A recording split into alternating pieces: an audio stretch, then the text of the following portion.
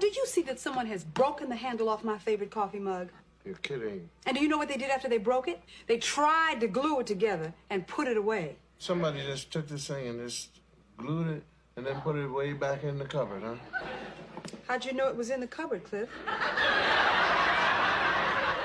Because I just guessed that it would be way back in the cupboard. How did you know it was way back in the cupboard? Am I going to need a lawyer? I think so. You broke my mug. You see, I tried to. I see what you tried to do with all this old tired-looking glue all clumped up in here together like this. Pieces missing, all chipped up glue on the inside of the cup. But see, I did that on purpose. Why? So that you would think that one of the children there. Cliff, I almost went to the children and accused them. Right. And then they would have denied doing it. But I wouldn't have believed them. That's right.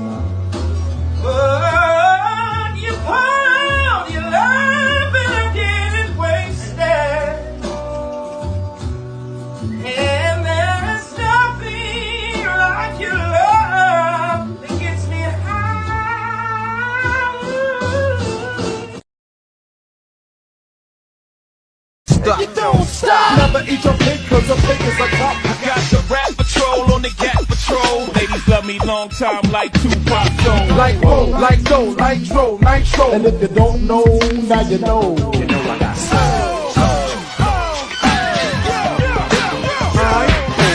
Up to the house in my 6'4". Oh snap! Guess what I saw? Standing on the front stoop, hanging out the window. Snoop Doggy Dogg and Dr. Dre is at the door. I jumped out the rock and said, what's up? Designated driver, take the keys to my truck. Pauline in my cook. Get nice, split the blunt up. Come on everybody, let's get Get the fuck up.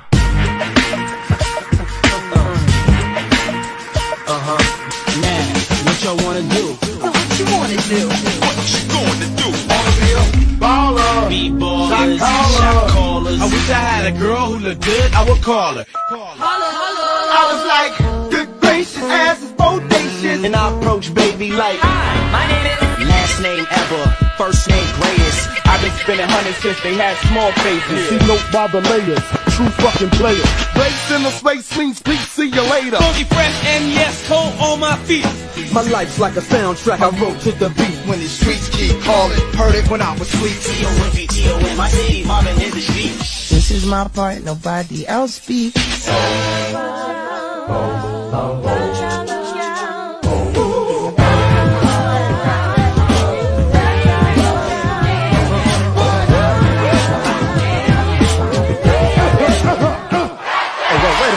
Stop this shit.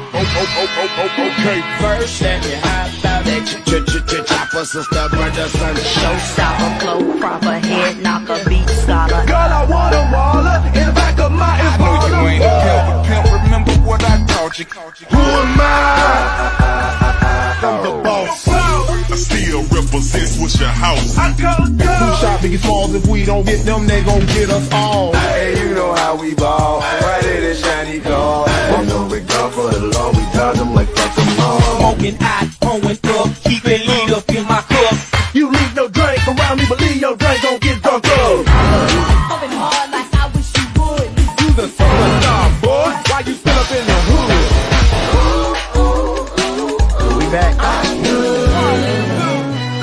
Back on the scene, crispy and clean. It was all a dream. It wasn't even close to Halloween when the MCs came to live out the name. Went solo on that ass, but it's still the same. Okay, first things first, I'll eat your brain. Eating whack rappers alive, shitting out chains. West side, when we rock, come equipped with game. Look, homie, I done came up and I ain't changed. Oh, yeah. Hold I up. don't mean to hold you up, but I got something to say. Come on. Give me the mic so I can take it away. Player haters, get away, or my leg will spray. Cause this type of shit, it happens every day. And I will never stop because I just can't quit. Mayonnaise, color bears, I push miracle whip. I gather round. I'm the new fool in town. I'm the young Harlem nigga with the Goldie sound. Down, down. When I came to get down. Get down, girl, go ahead, get down. I get money, money I got. Rock the beat that'll make your body rock. I told you I'm just like a clock when I tick and outside. This is the beat, y'all, and you don't stop. What I'm talking about, y'all, is hip hop. Hip hop, it's hip hop, it's hip hop.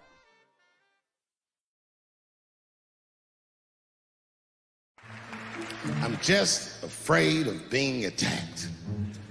Happens to the best of us. Don't ever forget what happened to that French actor. You know what I'm talking about? Juicy Smouillet. He's a very famous French actor.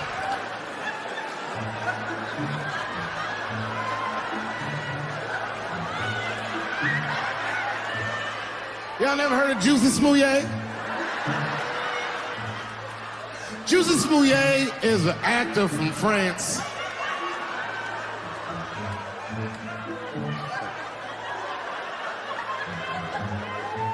And he became famous on a show called Empire. One night, he was in Chicago late at night and was the victim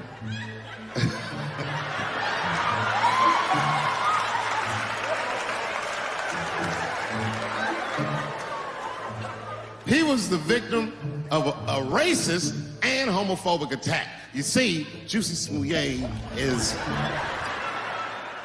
gay and he is black, not just French. Oh, it was a crazy story. Apparently, when he was walking down the street late at night, two white men came out of the shadows with MAGA hats on, beat him up, put some bleach on him, and ran off into the night. Bye, have a great time. International news. And everybody was furious, especially in Hollywood. It's all over everybody's Twitter feed and Instagram page. Justice for Juicy and all this shit. The whole country was up in arms. He was talking about it all the time on the news. And for some reason, African Americans, we were like oddly quiet. We were so quiet about this shit that the gay community started accusing African American community of being homophobic for not supporting him. What they didn't understand is that we were supporting him with our silence. Because we understood that this nigga was clearly lying.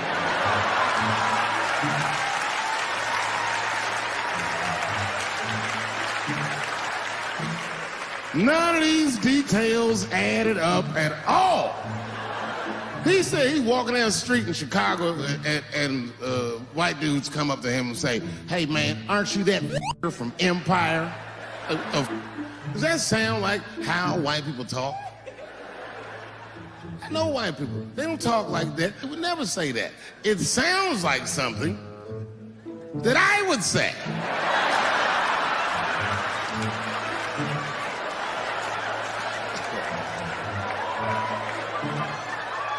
If you're racist and homophobic, you're not even gonna know who this nigga is. You can't watch Empire. Can you imagine if you was a police veteran taking this kid's police report? Okay, Mr. Smouillet, please tell me what happened. All right, 2 a.m. You left the house at 2 a.m. It's minus 16 degrees. All right. You were walking. You were walking. All right. And where were you going? Subway. Sandwiches?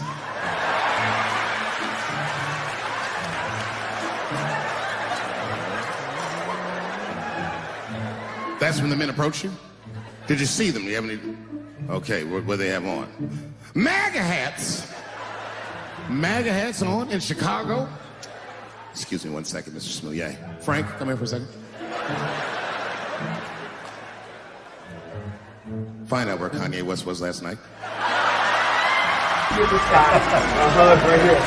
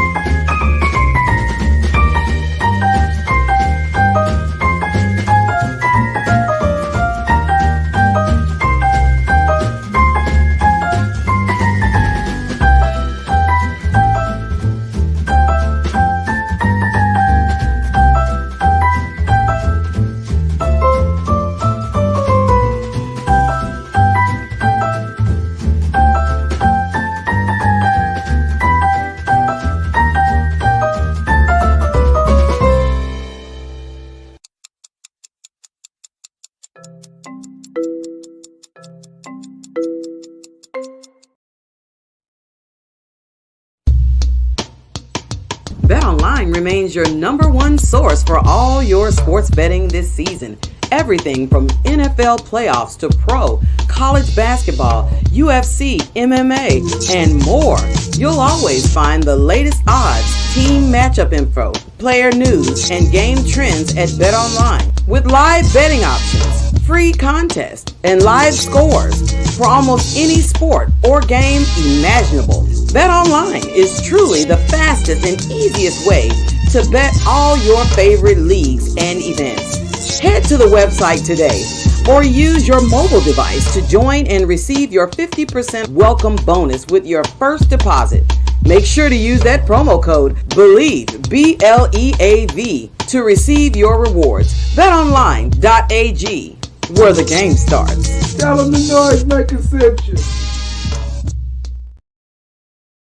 Popcorn world.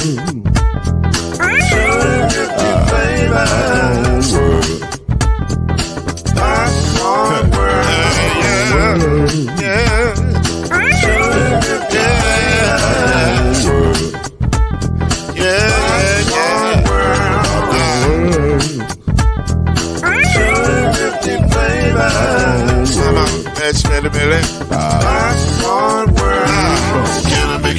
now, yes I can. So you can get this groove in the back of a can. Put the big rhyming world and the holes in your hand. Popcorn world. 250 flavors gonna make you smile. 250 flavors gonna make you smile. 250 flavors gonna make you smile. I said popcorn make you smile. Ah. Yeah, popcorn world. Popcorn world. Popcorn world. Popcorn world. The popcorn world.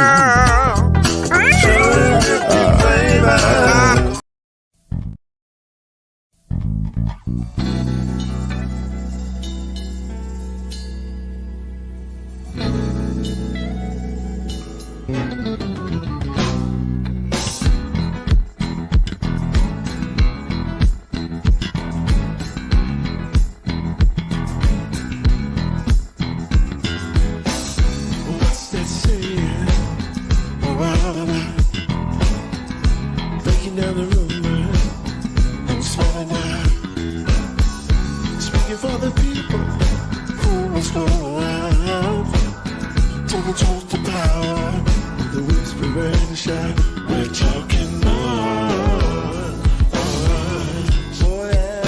Talking noise. Hey yeah. Say it again. Say we're talking noise. Yeah. Talking noise. Really don't have to fool around. Never noise keeps us lined up. No truth divine. The sound that you hear is the sound of success. We're talking noise. Oh yeah, talking noise. Yeah, picking up all the sound. We're talking noise. Yeah, yeah. Talking noise. Say it again. We're talking noise. Welcome to Talkin' Noise, the daily podcast that brings you up to speed and keeps you informed about real issues affecting real people. With your host, Mr. Talkin' Noise himself, Lloyd Spence. His beautiful wife, Mrs. Noise, Kenyatta Spence. The ever-informed Brother Noise, Alan Brown. And yours cordially, Uncle Noise, Shake Anderson. Come on in and join us as we reveal and opine today's most pressing issues. Real truth while having real fun. Talking Noise is in your house right now. So sit back and enjoy Talking Noise.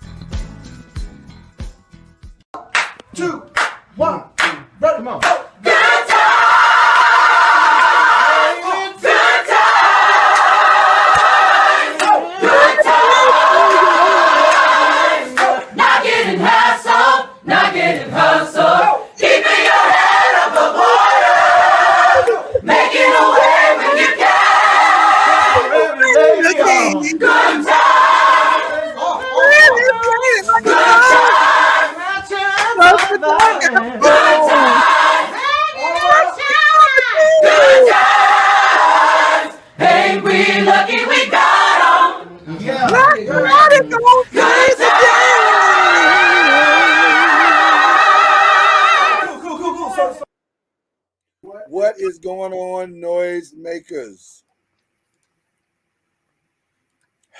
You heard what I said in the midst of the intro. We was doing good, y'all. We was doing good. It was sun shining outside. It was nice. It was nice. Then here it is again on Black Friday. Here comes the rain again, falling on my head like a melody, falling on my head like a deep Emotion. Ain't that the word? I think it's words. Sort of. All I know is it's raining like a mug out there. I heard it's supposed to snow tomorrow. Don't say stuff like that. Don't speak that into existence. You watch your tone. You watch your general tone, Mama Noise. Okay. You speaking snow out to the atmosphere. Oh, my bad. Hey, Dion. I thought you was talking to Al B. That's Al B. I said, hey, Dion, that's Al B right there. What's up, Al B? I don't know why my voice went up to them octaves like that. That was weird. You muted Al B. There you go. You still muted. There you go.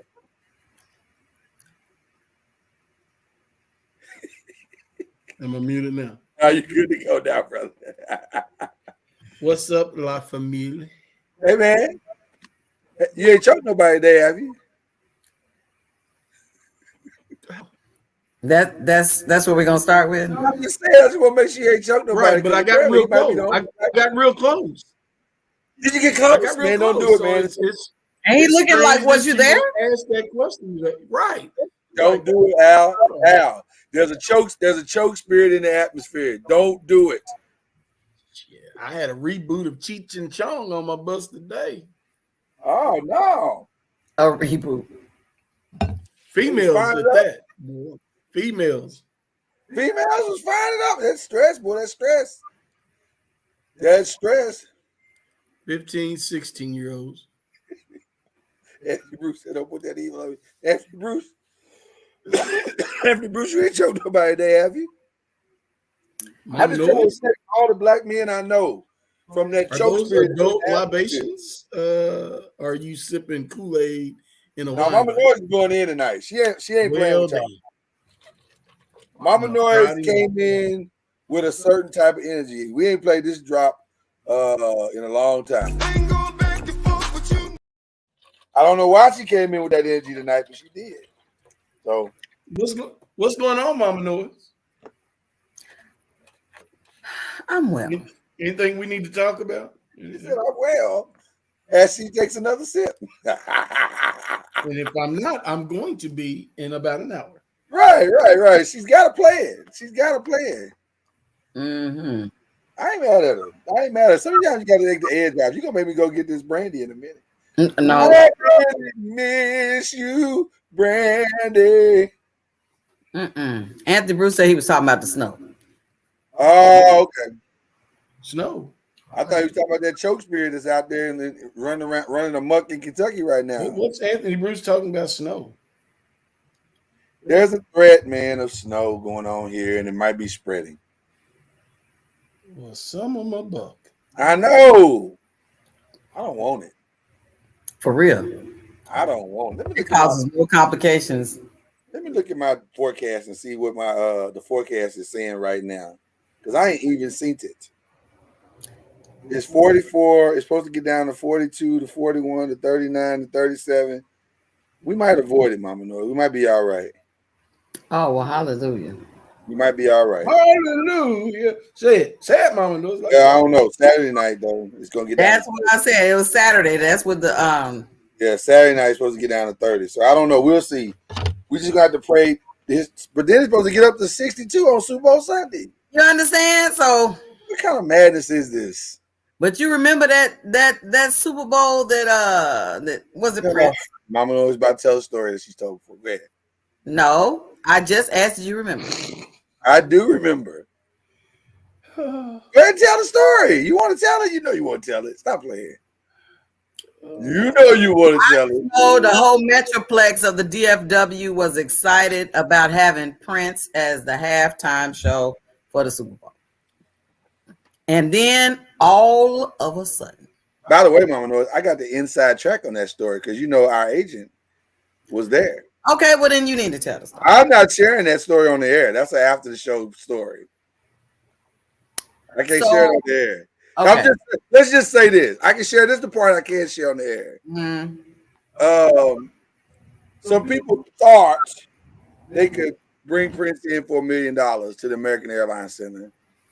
And they thought they could leverage the name of Prince against the tickets and that they could make their money back.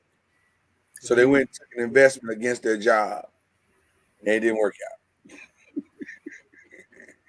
Bet the house and home. They bet the house and home. It ultimately got them fired. Wow. Well, damn. Yeah, it was ugly. It was ugly. It was ugly. It was an ugly situation. So, but this Super Bowl is gonna be different because this Super Bowl is gonna have Rihanna, Bad Girl, Riri. I'm telling you, the Super Bowl. On the replay. The Super Bowl that we had in the Metroplex where Prince was supposed to be. Okay, that's right. I wasn't finished. Yeah, he didn't tell it right. No, he didn't. You can't tell it on the air like that. Okay, well, Go ahead. Lloyd, could you stop interrupting? I mean, if we get in trouble for this, I'm not I don't know your part of the story. So let's just move on. You don't know his story. That's right. At this particular time, the snow and ice that fell in the Metroplex was of biblical proportion. They was like, this is not supposed to happen. We don't have that type of, I mean, it shut the Metroplex down during Super Bowl weekend. I was like, how they gonna play the game? I mean, I know it's inside the dome and everything, but I'm talking about all them parties where it was like $100 covers and $1,000 this and that, and it was inside the dome. It wasn't outside. All the money they were scheduled to make for that Super Bowl. Nope. It didn't happen. You didn't tell it right either. You didn't bring the Prince stuff up or nothing. You should just left it alone. Can we get to this weekend Super Bowl? Because this weekend Super Bowl is gonna have Rihanna, who is your spirit animal. Remember, you like Rihanna. Ain't nobody saying about no spirit animal. You love Rihanna. You be dancing around everything. Don't make me pull up my phone and show them all of the pictures of Rihanna I have in my phone that was sent by you, as if to say I am your Rihanna. If you'd like to divulge, I'm just saying, don't act like you don't love Rihanna. Don't come with me with the smoke. If you'd like to divulge, I'm smoking the shit out of this situation. You love Rihanna. Why you acting like you don't love Rihanna? I didn't say that. I just said you up there talking about my spirit animal. I'm like, wait a minute. That is your spirit animal. You know what we like to listen to. Now you want to try, you know what, boy, that's that nonsense right there. No, I'm not sending the link, Anthony Bruce. Well, listen, before we get to that, we do have some church announcements real quick. Obviously, today is Black Friday. Tomorrow, we're doing a Super Bowl version of You Be the Judge. But we're going to judge the best Super Bowl commercials and performances. Now, we don't do all the performances, but we're going to do the ones that are relevant to Black people. It's going to be fun. It is going to be fun. We were looking back on some of them. We were like, these are kind of fire. You forget because time be marching on and you forget some of the good stuff. So we got some good commercials, Super Bowl commercials, and we got the performances. It's going to be a lot of fun. So y'all tune in tomorrow. We're going to get you ready for the Super Bowl weekend with this Super Bowl sip. So don't miss tomorrow night. Have you heard the rumors? Uh-oh. Go ahead. Do you know how much a commercial is now? Oh no. 30 seconds. 5 million. That is incorrect, sir. What? It's gotta be higher. 7 million. Oh my. 30 seconds? For a 30-second commercial this year's Super Bowl, it's gonna cost you $7 million. Oh, 7. I thought you said 11. 7. Well, why don't you go ahead and cut the check? I'm gonna pass. We just got to get ours by word of mouth. Cut the check. $7 million for 30 seconds. We're doing something wrong. Wow, we're not getting some of this money. We on Super Bowl weekend. What the hell? What are we doing? Go ahead and get NOIZ Media some of that airplay. I'm just saying. $7 million. God, dog, $7 million. First eggs and now this. No, first Beyonce and now this. eggs than Beyonce. I heard about the Beyonce tickets went on sale and folk was having a fit because they couldn't get in line. They couldn't get online. I think you can only get 4 tickets at a time. Well, Lord, what was they trying to get? People be trying to, what they try to do, some people would try to go online, buy a bunch of them, and then sell them on the black market. Yeah, you know the bots are going crazy. Mm-hmm. Like they do with PlayStations and everything else. Yep. They program a bot and it just continues to go in and buy and buy and buy. That's why those prices we were looking at last week, those were actual resale prices. Estimated resale prices is what I found out. Well, whatever they were too high. Shit. Yeah. Nevertheless, I will not be seeing Beyonce live. I'm probably gonna miss Beyonce this time.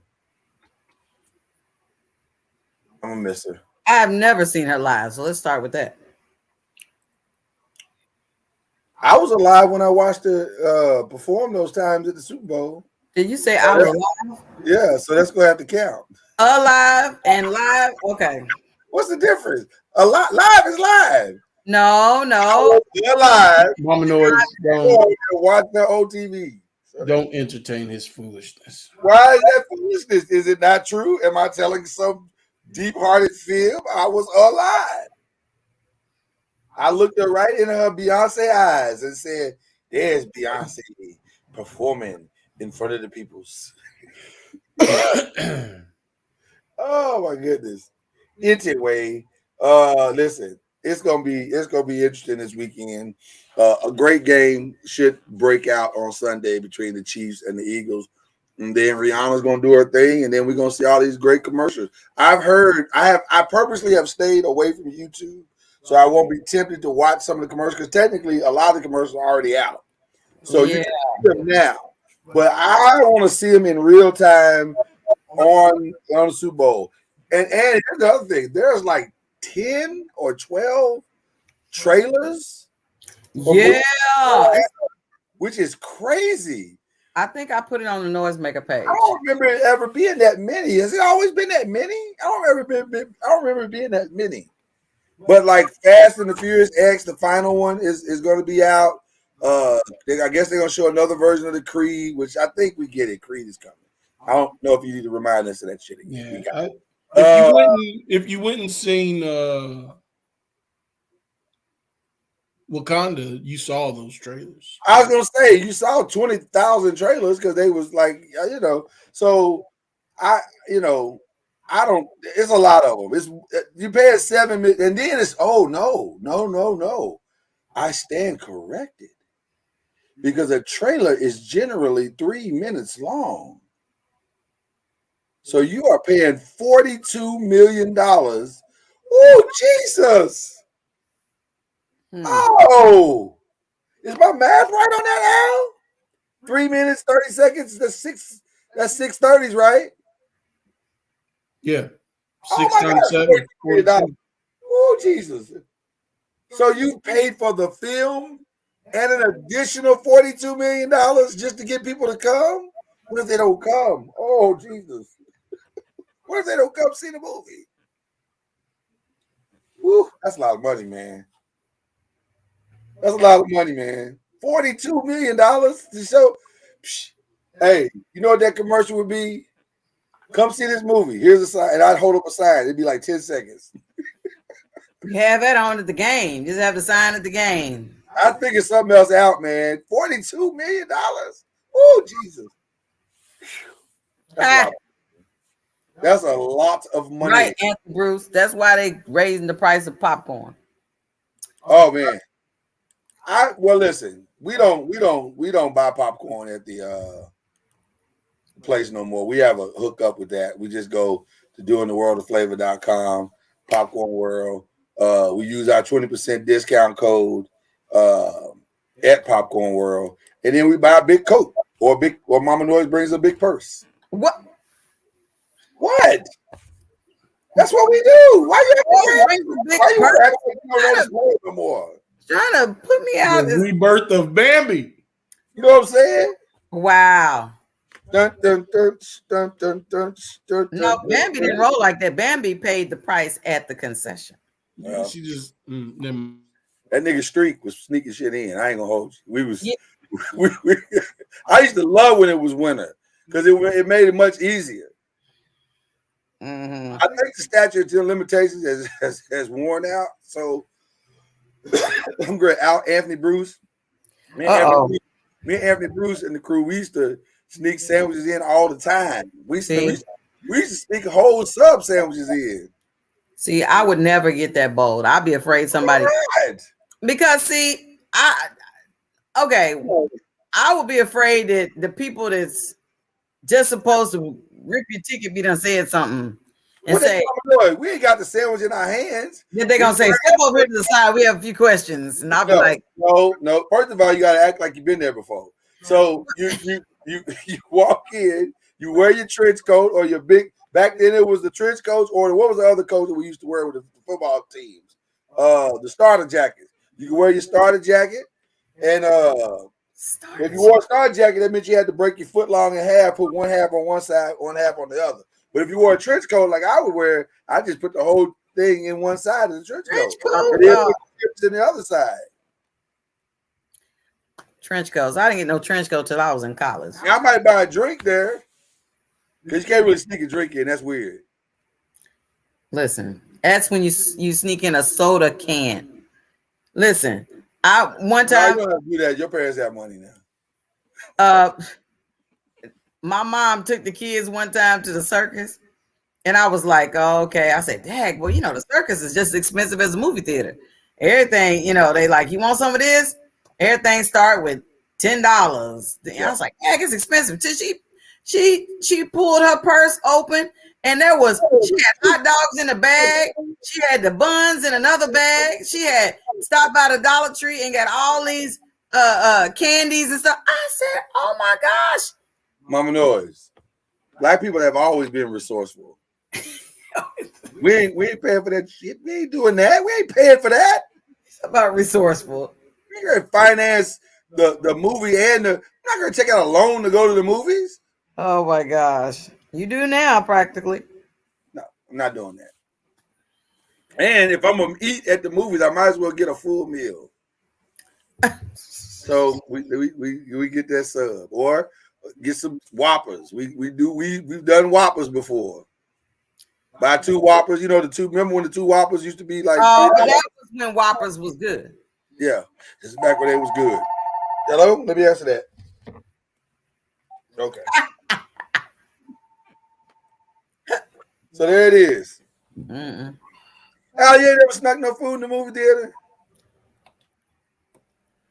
He said plausible deniability. Sir, I just went to Wakanda, and I couldn't have put a toothpick in my pocket. I had so much candy from the Dollar Tree. That's my brother right there. That's why I love him. Because guess what? The Dollar Tree candy is the movie candy. It's the same candy. Exactly. I don't know why people don't understand that. It's not a different candy. Just go to the Dollar Tree and get your candy. Now at the Dollar Tree, flip them numbers. It's $5.21 at the theaters. That's ridiculous. That's ridiculous. But now at the movie theater, they be trying to say large bags are not allowed. Whatever. That's why and you know what they've done in the name of COVID? It used to be when you bought the large popcorn, you get free refills. Yeah. No free refills. No free refills. You can't even get the free refills no more. So now you gonna get me on that too? Yep. Dirty. What? I can't get no butter? It used to be that I was back at the concession stand, or one of the kids I would send back for refill popcorn before the credits were even done. Wow. I power walked popcorn. Power walked? Even here in the house. If you ever know that I'm eating popcorn, you bet your bottom I won't be on screen. Because I can't do that dainty popcorn eating thing. Yeah, I can't either. I got to go in. I'm big fisted in there. I'm eating popcorn by the handful. Just Mama NOIZ be in there one at a time. I'd be like, shut up. You know. Oh no, I do. The ratios are definitely off when we eat popcorn together. That's true, and that's why I be almost gone by the time I really start. That's right. You wait, where? What you want me to think about? Apologize? I be hungry. Okay. All right. Listen, this is Black Friday, so we do have some Black Friday stories, and Black I do Friday for my Louisville on people. Black History Month. That's right, Black Friday on Black History Month. Although we don't really have, well, I guess technically this made history today for all my Louisville people. The story that we were referencing or hinting to this morning or this evening was a former Louisville basketball player. Well, how do I explain this? And friend of the podcast. He's been on one of the podcasts before. Apparently, he was arrested. The Wayne Brady and this chick. Nope. He was dating. No, he did. Mama knows it. Nobody understands the Wayne Brady part. Oh, everybody understands the Wayne Brady part. No, they don't. Is Wayne Brady gonna have to choke him? They understood. They understood. He choked her out. So apparently the way I got the story is it was a breakup, and he took her to the restaurant, and he was like, "Mama knows you be the girl in the restaurant. We gonna act this out." Okay. Okay, you're the girl. Then y'all better do it right. We'll do it right. Because I have no clue who you're talking about. Are you serious? I've not heard I told you nobody knows. Okay. All right. So, well, we can say the name because the name's out there. It's Robbie Valentine. So, whoa. So here's how it went down. He was at the restaurant. They sitting in the restaurant together. He purposely took her to the restaurant. Hey, sweetheart, you look beautiful, man. How you doing? Oh, wow. I'm talking to you. Oh, thank you so much. Oh, it's good to have you here tonight. It is a nice restaurant, very crowded tonight. Yeah, ambiance is nice. Listen, I brought you here because I'm breaking up with your ass. What the?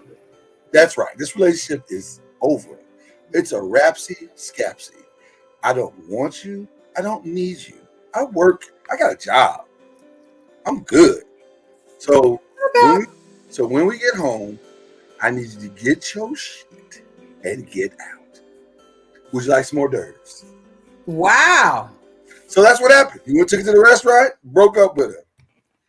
They went home, and then next thing you know, the police was called. She was laying on the floor with red marks around her neck, saying he choked me out. He Wayne Brady me. I've not heard that, bro. I can't believe you haven't heard that. I think it was trending at one point today on social media. But you said when did all this take place? This morning. I found out this morning. So where did he go? To First Watch? I mean, did it happen this morning or just broke this morning? No, I think it happened last night. Oh, okay. And the arrest went down last night. Nobody found out about it until this morning. Which listen, we praying for you, Robbie, because we love Robbie. Robbie's I absolutely love him, and that boy, that's the sweet hookup at the Yum Center. Yeah, I hate that he choked her out. I hate that. Allegedly choked out. Allegedly. For all we know, she lost her balance and right. Not with red marks on that. Listen, Mama NOIZ, listen. She might have done like that girl did on Thin Line Between Love and Hate and whooped her own ass. And then you're speculating, Mama NOIZ. We're gonna need you not to do that. Yeah, we don't know. Listen, the worst part about this situation is that it's his word against hers. So we really don't know. Now, society would want us to side with the woman. And, I'm not siding with either one of them. I don't know what happened other than what the news has told me and what is being reported. Well, I believe whatever Robbie said. You're going to roll it with Robbie. Absolutely. Hashtag rolling with Robbie. Now, if this was back in the 80s when he still had his Jerry curl, nope. You wouldn't be rolling with Robbie. You'd be like, no. I would have. Like, Robbie did that shit. Yeah, I'd have been like I was with OJ. Right. OJ did that shit. Yeah. I'm proud of you, but your ass going to jail. Your ass going to jail. I'm proud. I don't know what happened other than what I've reported to you guys here today. It's extremely unfortunate. Absolutely. All jokes aside. All jokes aside, domestic violence is never anything to laugh at. My thing is, though, and the reason why I even brought it up is that I don't understand the buildup. Like, why did you take her out to eat? What was that about? Like, why did you, bro, just send a text or change the lock? So what do something unless there's a history of violence and you didn't want to do that in a secluded situation.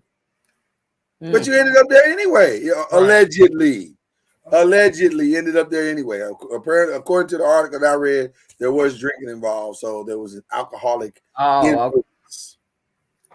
But I just hope it ain't true. I hope it's not really true. I hope that there's just a misunderstanding and, we got to work this out. I don't want to see a brother go down. That's a big brother. Yeah. He's like a giant. But I thought my Louisville people would be a little shocked by that one. Absolutely. I have not heard anything about it. I can't believe you hadn't heard. But that wasn't the only one that went down this in the last couple of days, because apparently Michael Irvin was accused of grabbing asses himself. He in a hotel lobby, and I don't know if he grabbed the ass or what did he do. It wasn't. The article I read said that he was saying that he did not touch her, and now he talked to her. And now he's suing her for $100 million and the hotel because of him snatched from the Super Bowl commentary. Can I be very clear about this one in the hotel? This is really an easy case to solve. Like, this ain't hard at all. Really? It's a hotel. It's a 5-star hotel. All you gotta do is grab the film that's probably on a security camera somewhere that shows their interaction. Yeah, but it doesn't usually give audio. It doesn't. But my point is, if it's this, whatever she's saying that he did what? He assaulted her or said something to her that she didn't like. Was it verbal or physical? She accused him of misconduct, whatever that means. Well, my thing is that who does misconduct and then put in a call to the NFL and then say, just want you to know, your boy was at the hotel last night. Well, she didn't call the NFL, Mama Noise. She filed a complaint or whatever, and then the complaint got out, and the NFL found out about it, and then that's how it just kind of snowballed on Mike. But Mike said that's some bullshit, and so what I'm gonna do is I'm putting cases on all you, and I ain't mad at Mike, because if I didn't do it, and y'all try to destroy me and destroy my name, your credibility, you better believe I'm coming with the same energy y'all coming with, and all that Super Bowl money. One of my favorite stories. This is a weird thing to call your favorite story. But one of my favorite stories is when Nick Anderson. Now, some of you may or may not remember this, but Nick Anderson was accused of raping a girl when he was with the Orlando Magic. And that story broke at 3:00. By 3:30, Nick was having a press conference in the Orlando facility saying, I didn't do it. She is lying, and I'm suing the shit out of her. That lawsuit went away. That chick went away so fast, her head was spinning while she was walking out the door. I'm just saying, if I'm innocent, I am bringing big innocent energy. Facts. And you going please listen. For all of you who may here in the very near future want to, I'm putting it out there right now. For all of you who may want to try to target your boy, I'm telling you right now, I'm coming for your ass if you try to bring that shit on me. I'm coming for you. I'm coming for you, your kids, your grandmama, your auntie, your uncle. I'm gonna own your raggedy car, the dog, your goldfish. I'm taking all that. I can promise you that. Folks is just Don't play with me. Folks is just suing folks, just like. I'm just saying, don't listen. What you're not going to do is destroy my good name and my reputation and try to destroy my business on something that I didn't do. Mm-hmm.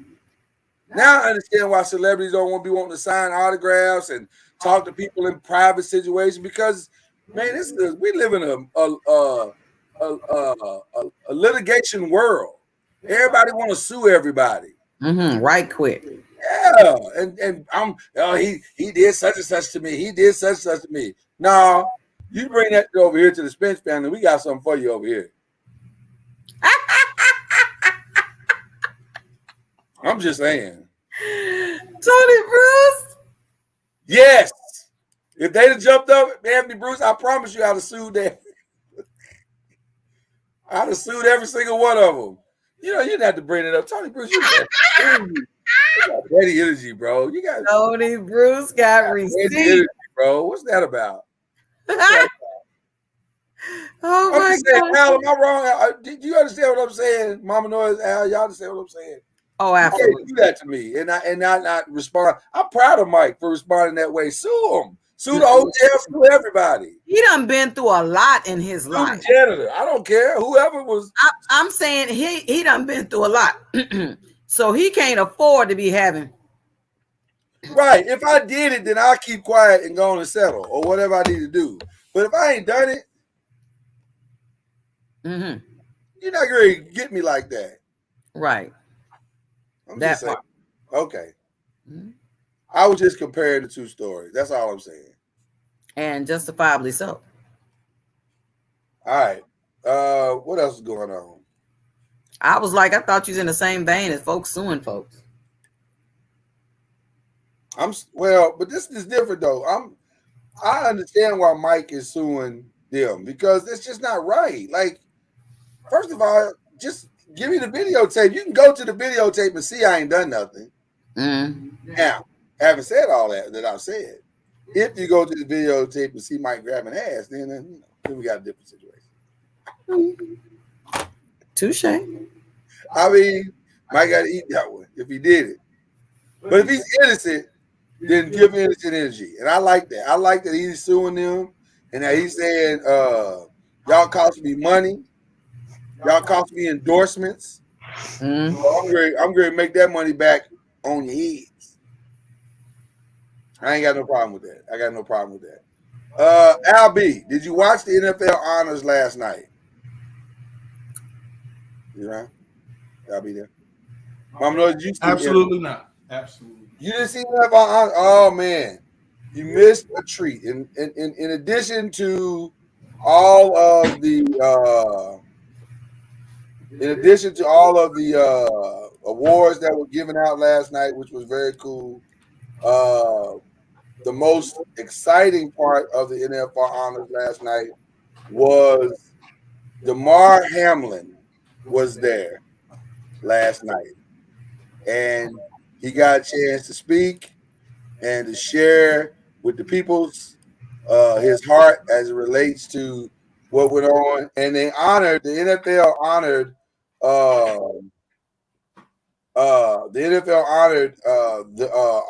the my third night awake and all of the first responders and hospital workers that worked on his case, that worked in his behalf to restore him and to bring him to life, literally saving his life.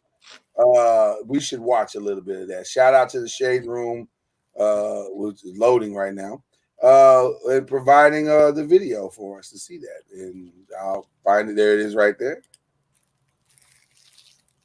I met an ICU doctor. His name was Yusuf. He told me he had a similar experience. He showed me he was okay, and that meant so much to me. There was so much uncertainty at the time, and just him coming to me, showing that I could live a normal life again, it meant so much to me in the moment.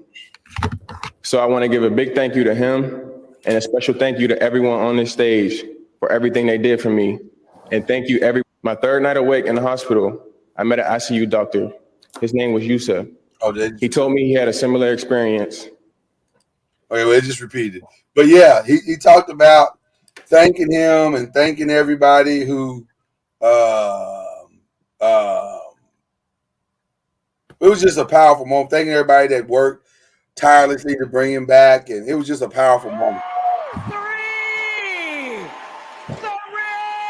That's Cheryl Lee Ralph and Jim Kelly.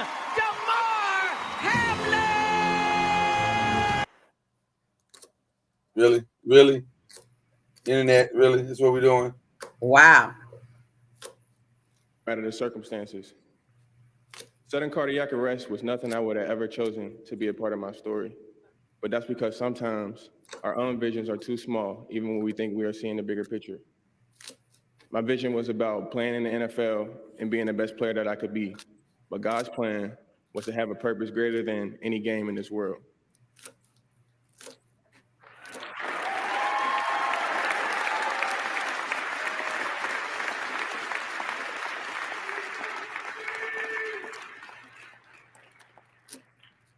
My entire life, I felt like God was using me to give others hope.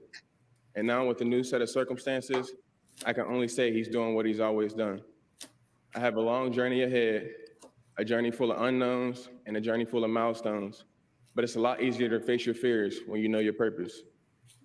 My third night awake in the hospital, I met an ICU doctor. His name was Yusa. He told me he had a similar experience. He showed me he was okay, and that meant so much to me. There was so much uncertainty at the time, and just him coming to me, showing that I could live a normal life again, it meant so much to me in the moment. So I want to give a big thank you to him, and a special thank you to everyone on this stage for everything they did for me. And thank you everyone around the country and around the world who prayed for me and hoped for me. The journey will continue. There it is. There it is. Damar Hamlin in the flesh. Wow. I saw somebody on Facebook posted that he will play again. Did he make mention of that? He didn't mention that last night. In fact, he stayed as far away from that as you possibly can in his speech. He basically simply said, I have a long journey ahead of me, and that's it, but I'm gonna do the work, and I believe it's gonna work out. But I'm sure his desire is to play again. I don't know how that works though. Well, he said milestones and unknowns. So, he's just going to keep moving forward and well, I guess what I'm saying is in the specifics, Mama NOIZ, I don't know how that works. Like, when you say milestones and unknowns, are some of the unknowns your heart has to prove that it can not do that again upon any kind of impact? Because I don't know based on our limited understanding of what this is. As we understand it, it was something that happened in the most flukish of ways.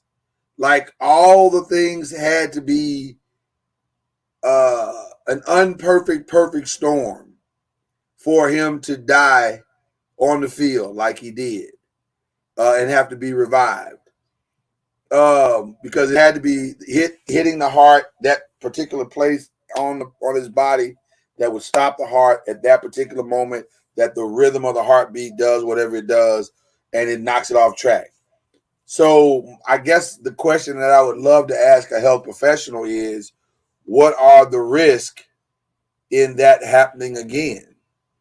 Like, is it high that now that it's been knocked off track? Is it like a bicycle chain where once the thing starts going off track, the propensity for it to get off track again is easier once it's happened once?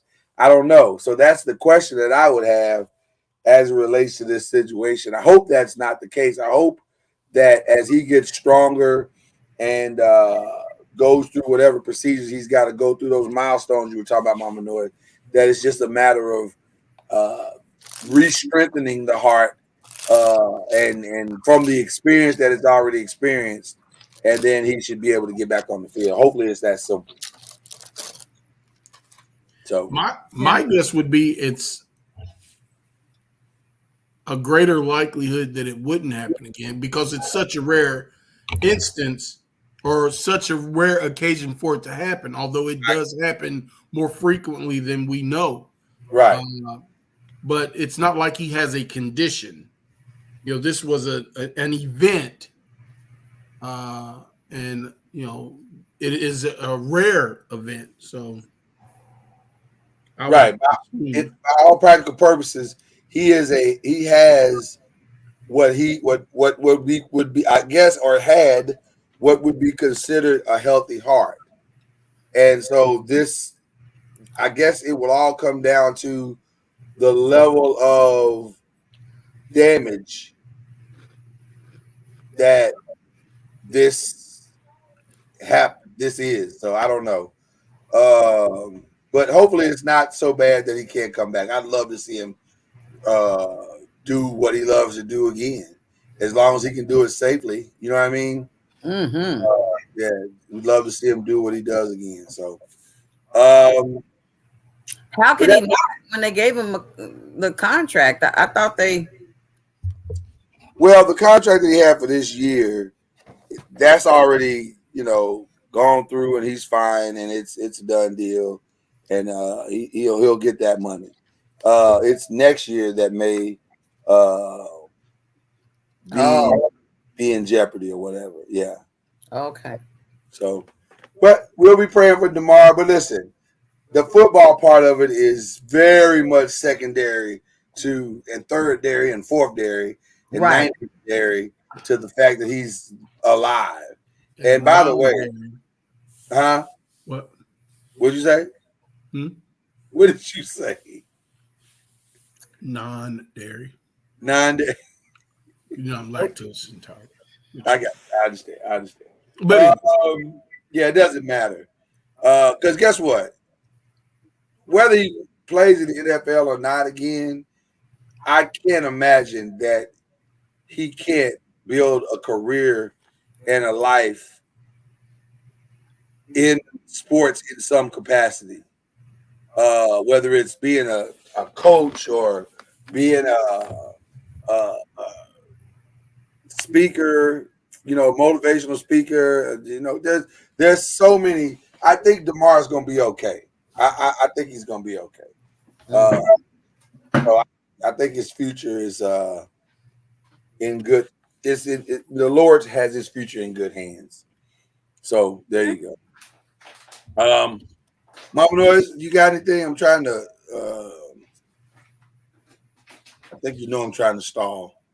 Oh, okay. Well, when you was talking about contract, I didn't know if he was in the same vein about Shannon Sharp.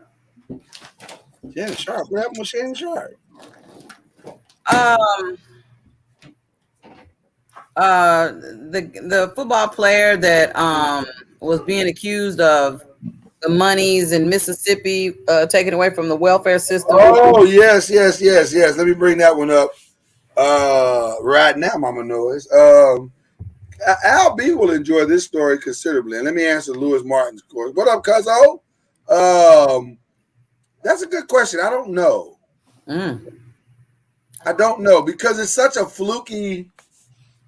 You're like, do we need extra padding here? Yeah, I don't know. It's such a fluky set of circumstances. That's a great question. I don't know. I would imagine every year they take a look at whatever safety measures need to be put in place to protect the players, and this will be no different.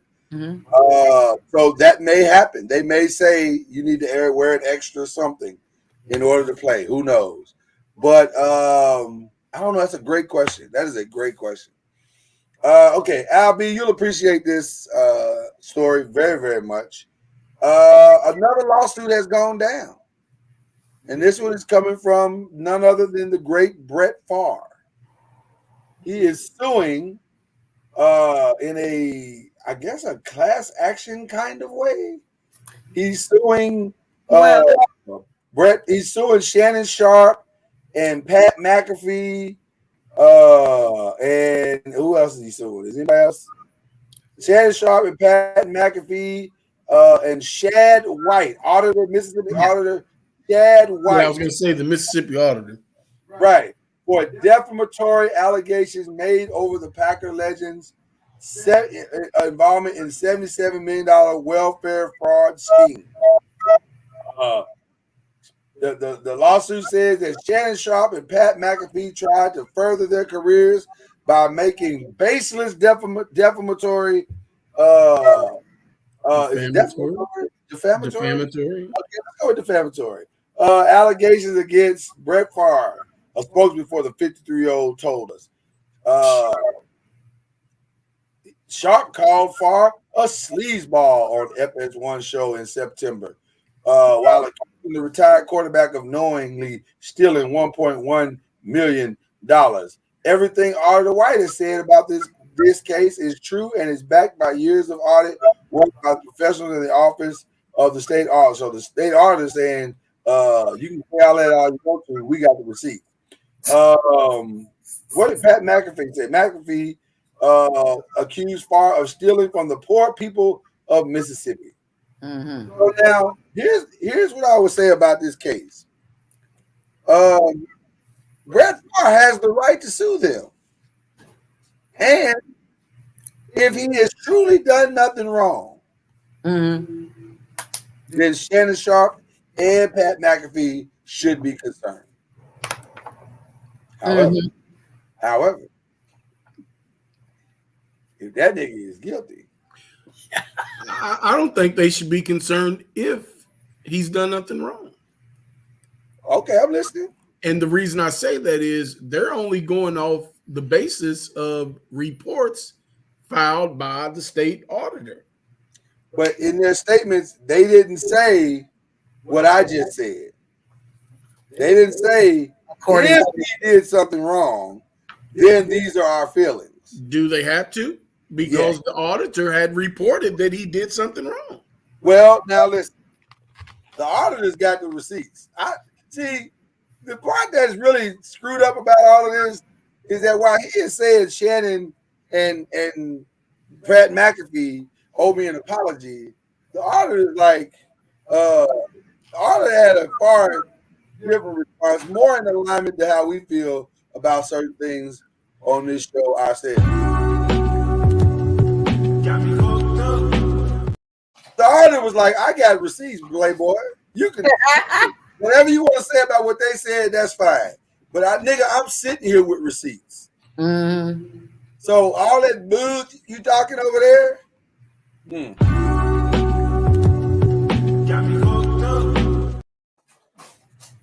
I think his lawsuit is a distraction. Of course it's a distraction, Mama Noise. Of course it is.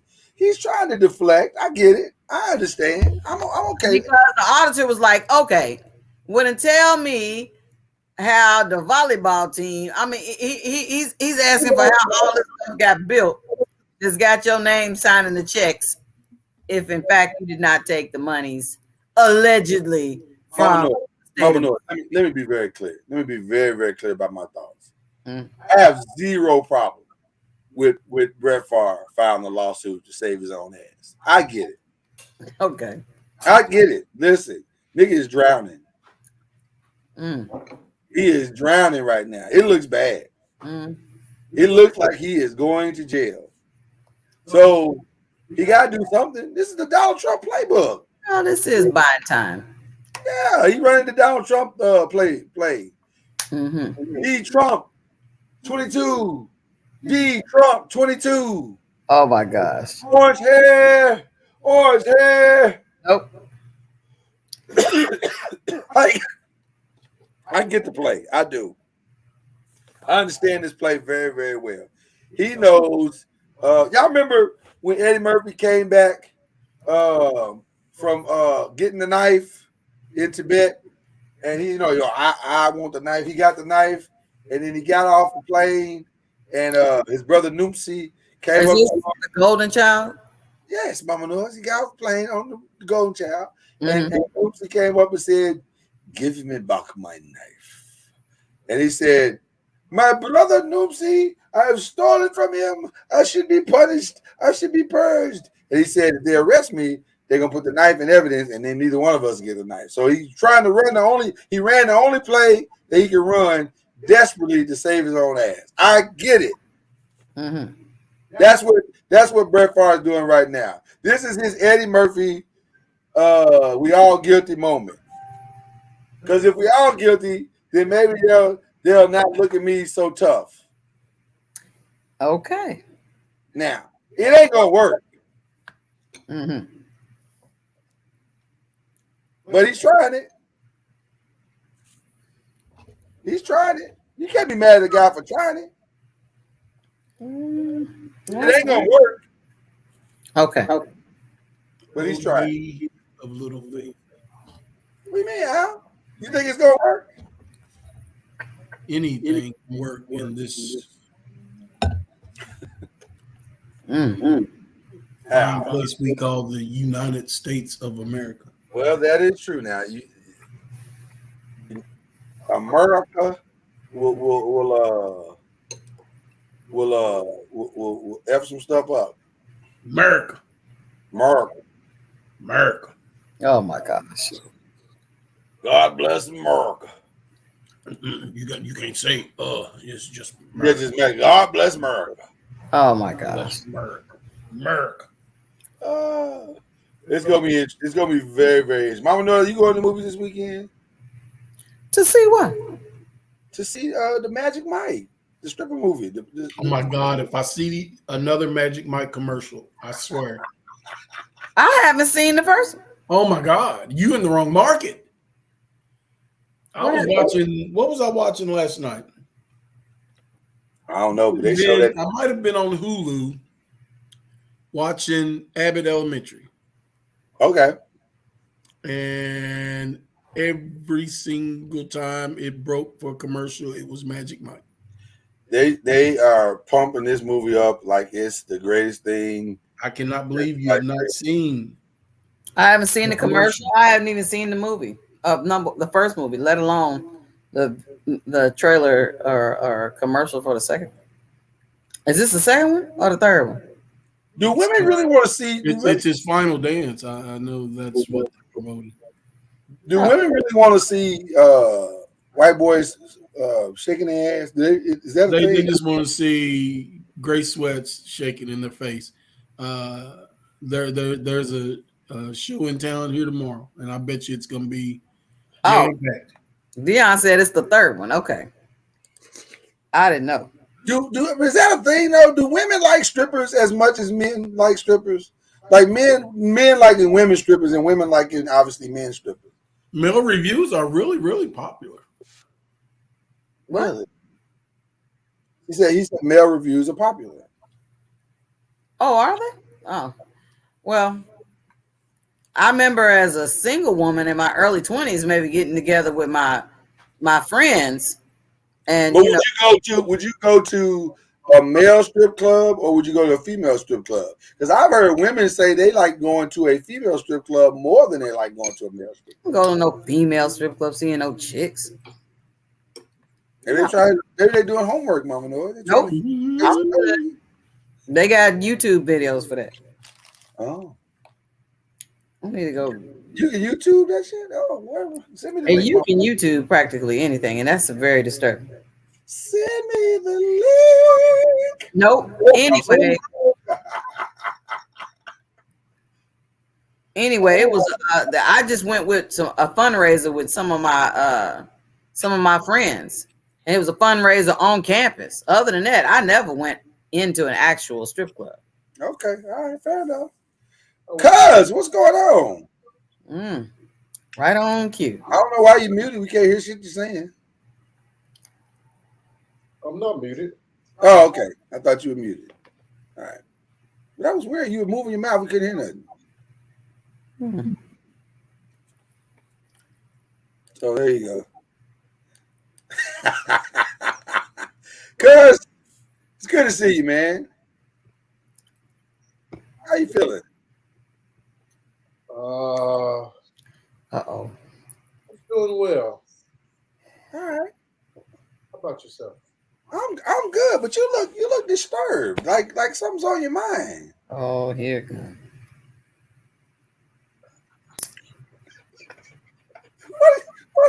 What's the problem? Are you aware of what's on his mind? What's going on?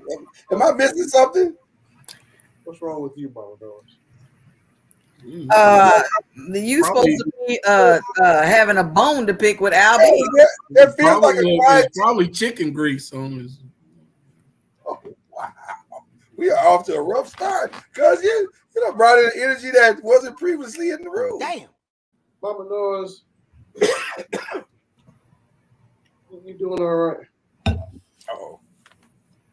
Why are you That feels like a setup. That shit feels like a setup. Mm-hmm. I'm good. Why were you guys talking about strip clubs? See? Well, we were talking about the Magic Mike movie that's coming out this weekend. I was asking Mama Noise if she was going to go and see the white men shake their ass in front of her. Mama Noise, you never been to a strip club? No. Do you think we as adults should experience more of life versus being so judgmental without experience? So I'll do better going out getting the experience. No. I didn't say you have to experience everything, but many of us, because we were raised in cocoons, we was raised a straight and narrow path. Many of us really experience things, but yet we pass judgment on others that do experience things. Well, I'm of the opinion that experience is the best teacher, but I don't have to take every class. No. You don't have to take every class. I don't disagree at all. Right. But many of us, our Christianity should be the I don't do this faith. I don't do that faith. I don't do that. I won't do that. What do you do? I mean, shit. You just have a problem with. It's a bored ass individual. Right. You just have a problem with Christians that don't do anything, or more importantly, that claim they don't do anything. Right. That's what you said, really. Right. Well, I'm gonna say something that's gonna be wildly unpopular. Here we go. But I know I'm telling the truth. Mm-hmm. You are not gonna convince me ever that every person that's sitting in church that is single or whatever, that they just sitting at home, completely abstinent, they're not masturbating, they're not doing nothing, they just at home with a Bible in their hand, watching TV and listening to praise and worship. Azari, this is time to mute and moderate. It might be time to mute and moderate. It might be. I'm just saying, I feel like, why are you laughing at me, cuz? I'm just saying, I just feel like, this is my opinion, I could be wrong, but I don't think I am.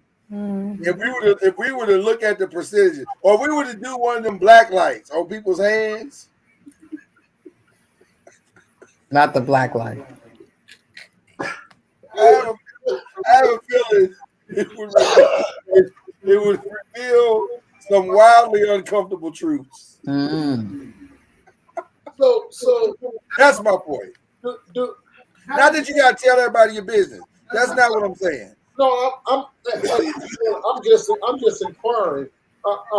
Is it a sin to touch yourself, to feel on you? It is thought in some circles that the touching of oneself is a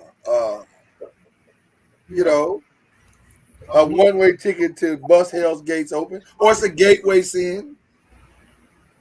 I mean, well, then ain't we all going to hell? Well, depends on who you ask. I'm just saying, I just feel as though we're not being completely honest about that particular sin. I feel like every man. Yeah, it's very few men that they had at least one experience. If he had one, he did it twice. Right. If he's had two, he won't stop. I'm just saying. Mama Noise.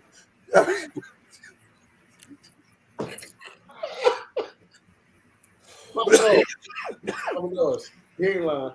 I'm just saying. To Jay's earlier point, we don't. And again, we don't have to experience everything. I'm not saying you got to run out of your church and go get some cocaine. That's not what I'm saying. I'm saying that's not what I'm saying. We're just saying to sit piously in your church There you go. and act as though you are innocent of all sin is a bit much. That's the point I You're think. describing my life, brother. That's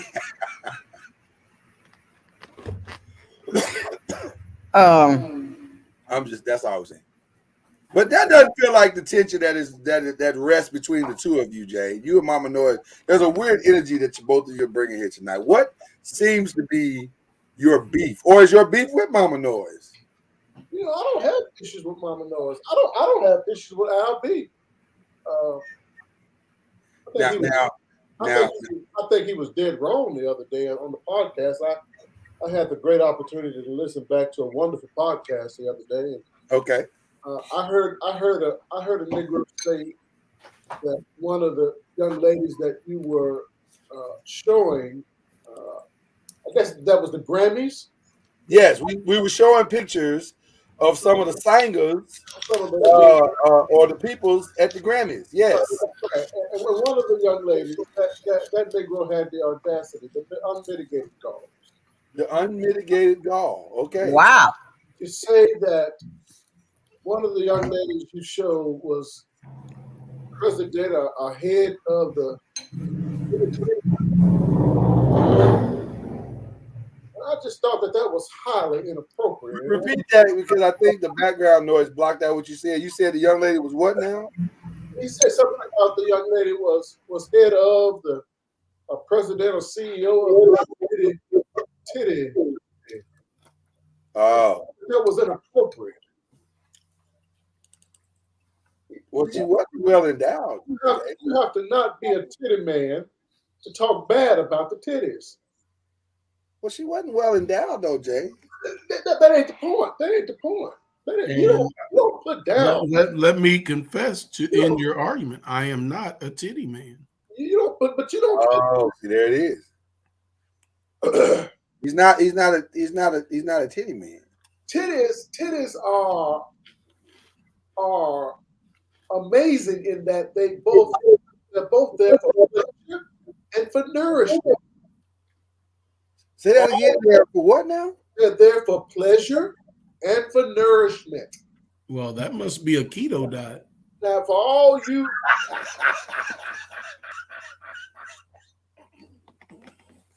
I think I said the keto diet. Oh my God.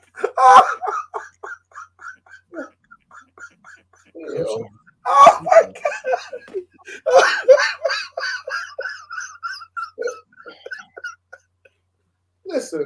Listen, Al B. I think this is the young lady right here, right, Mr. Noise? Mr. Noise, you right? This is that it. Is her. That's her? Oh Lord. Oh Lord.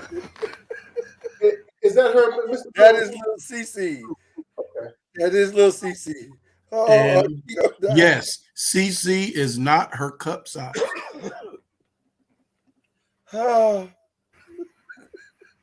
Did you say C is not? And see, Anthony Bruce is in the chat talking about that's why you can't get no White Castles out. Savage! I'm a savage! Oh! Oh my God, you got me over here in tears. I am laughing so hard. Woo. So Al B, what you saying? Honestly, now this is real talk. You find something wrong with that woman's breasts? No, sir. Just referencing that they are rather small. They are beautiful, small, itty bitty breasts. Itty bitty. She is a beautiful woman. Itty bitty is not appropriate.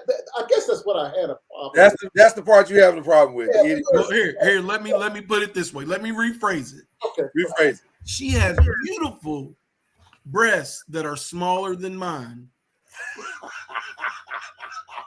Wow! Oh my gosh! That wasn't any better. Oh my God! Beautiful. about to give myself the Hamlet. Yeah. Oh my gosh. That wasn't better. I'm sensing that wasn't any better. Unbelievable. Oh my God. Woo. Damn. I know, Kyrie. It's your man. First of all, Al B, she's a relatively young lady, looks like. Right? Oh God. I don't know how old she is. I'm asking. I don't know. I don't know. Let me hear. Y'all talk amongst yourselves. I will find out. I think she's 35. 35. I think so. Oh, she don't look 35. No, she don't look no 35. Or 29 or 35. She's somewhere between 29 and 35, if I'm not mistaken. But let me confirm that though. She's not 17, is what I'm trying to tell you. I'm thinking 25, 26, 27. Oh my God.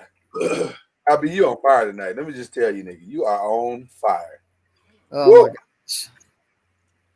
That was funny. Lord have mercy, that was funny. She was only 23.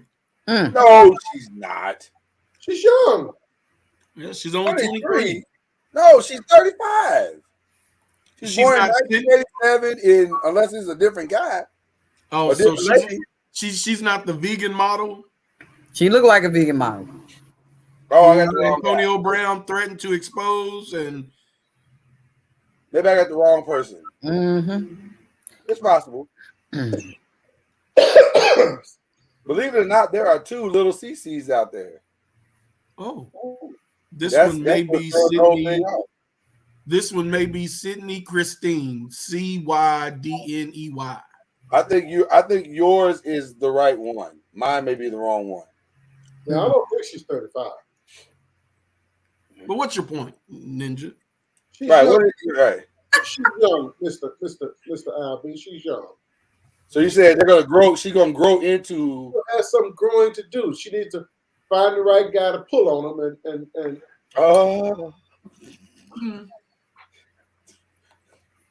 I don't think that's how that works. That could be the countryest thing I've ever heard.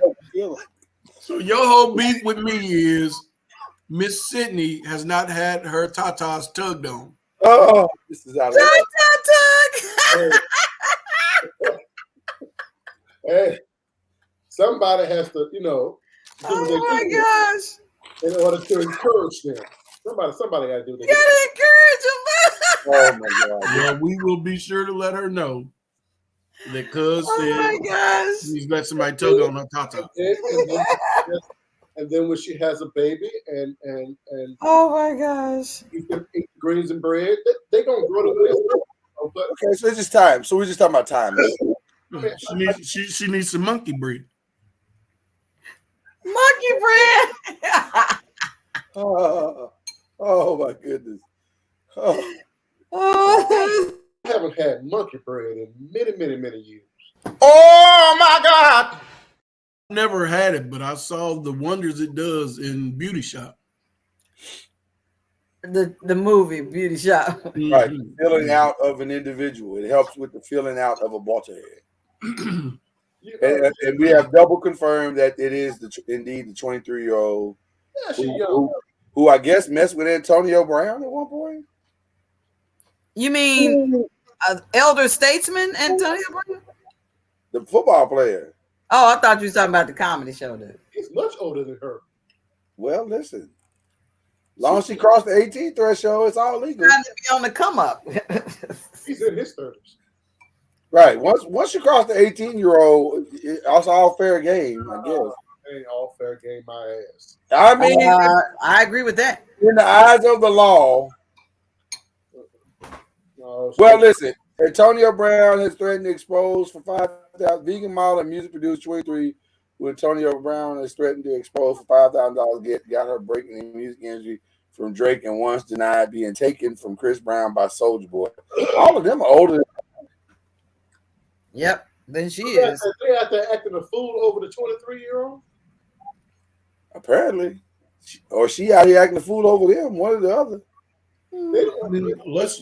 Let's give credit where credit is due. She is active food worthy. And by the way, this is a story from last year. So this went down last year. Almost a year to the date. Irony.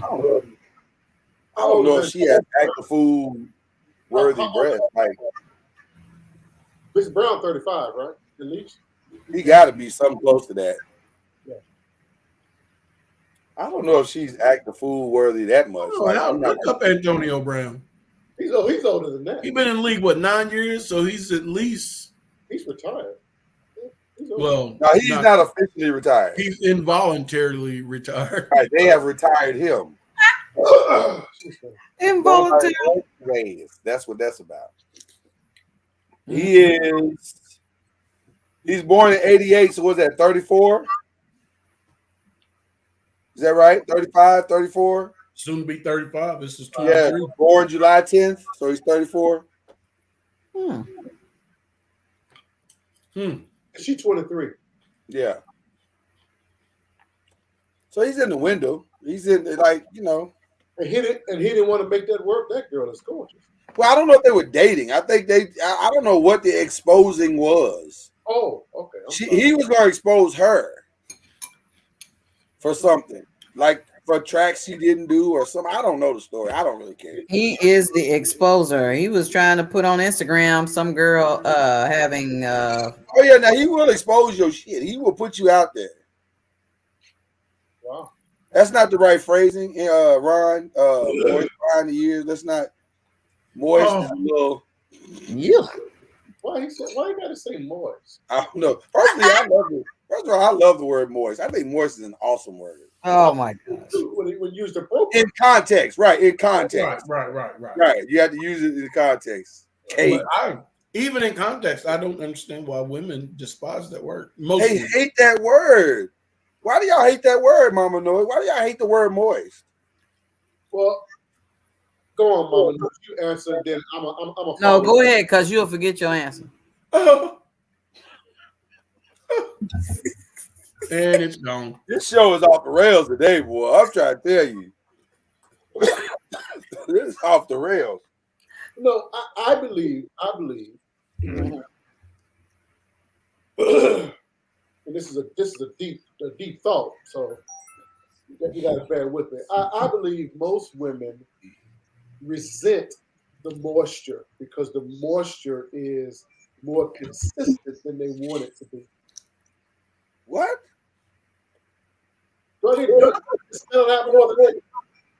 that didn't make any sense. Yeah, that didn't make any sense. That was raggedy. No, that was real. No, it didn't sound real. It sounded like if you spend any more time arguing real and raggedy, you're gonna forget your thoughts. So come on.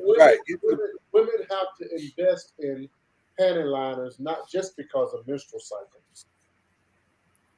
Well, we know that, but what does that have to do with not liking the word? They don't appreciate the fact that moisture slides more often than not.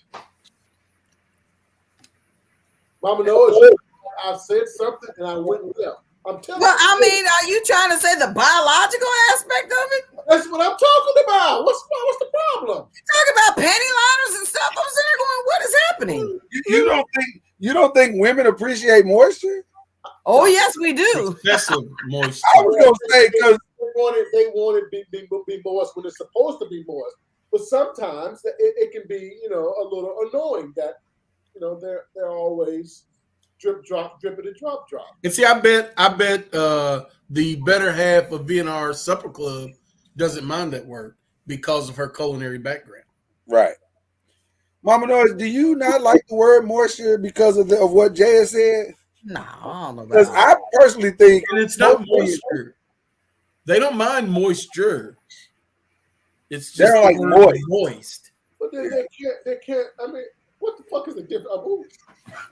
I'm just saying. From dealings, and I know it's the same.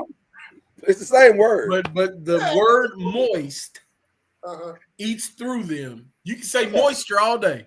Look how proud Ron is right now.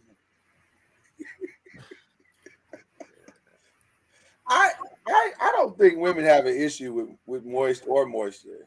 Lie. They don't like the word. They don't want to hear the word per se, but the activity is a blessing. Because ain't nothing worse than running up in there dry. I disagree with you, Lloyd, and I fully agree with Jay. It is because of their condition that they despise that word. But at the same time, don't no women want no dude running up in there. Listen. Listen. Feminine powder was such a popular product, not just for aromatic reasons, but also because they were too moist.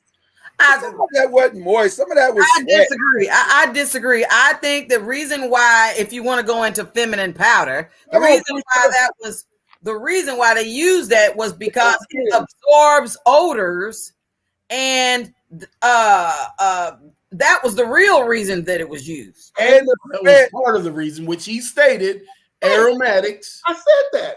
Okay, but some of the aromatics has something to do with the big thighs rubbing together, big Mary J. Blige level thighs. Bro, it wasn't just big women using feminine powder. It was not just big women using it. Wasn't, I'm not saying it was, but I'm saying any type of rubbing and activity going on down there is going to cause some odor. No, it ain't the rubbing. You're rubbing shit. No, sometimes what goes up comes back down. Oh, Jesus. Well, that's true too. Oh, gravity. And a lot of men don't have that issue because they the ones where it's going up. That's true. We don't have shit happen like that. So then you're talking about, I got a problem with moisture. Well, guess what? It comes back down. Who started this podcast? Who started this? Ron Nolan. I blame Kyrie for all of this. And then if that wasn't the most Jay Joyner shit that's happening. He did it off in the chat and ain't even on screen. Watch me throw a wrench in this mouth. Hey, Kyrie came to Brooklyn and messed up the whole thing and then walked out and went to Dallas. I tell you. Are you actually saying, hey, where you at, Kyrie? Where you at anyway? All respect to you, Mama Noise, because you're a woman. And, I think it's a fool to argue with a woman about woman issues. But are you saying that what goes up must come down? The feminine powder was for some of that? Absolutely. No, Mama Noise, you needed a rag for that, didn't you? Oh, damn. I'll be back. I'll be back in the next segment.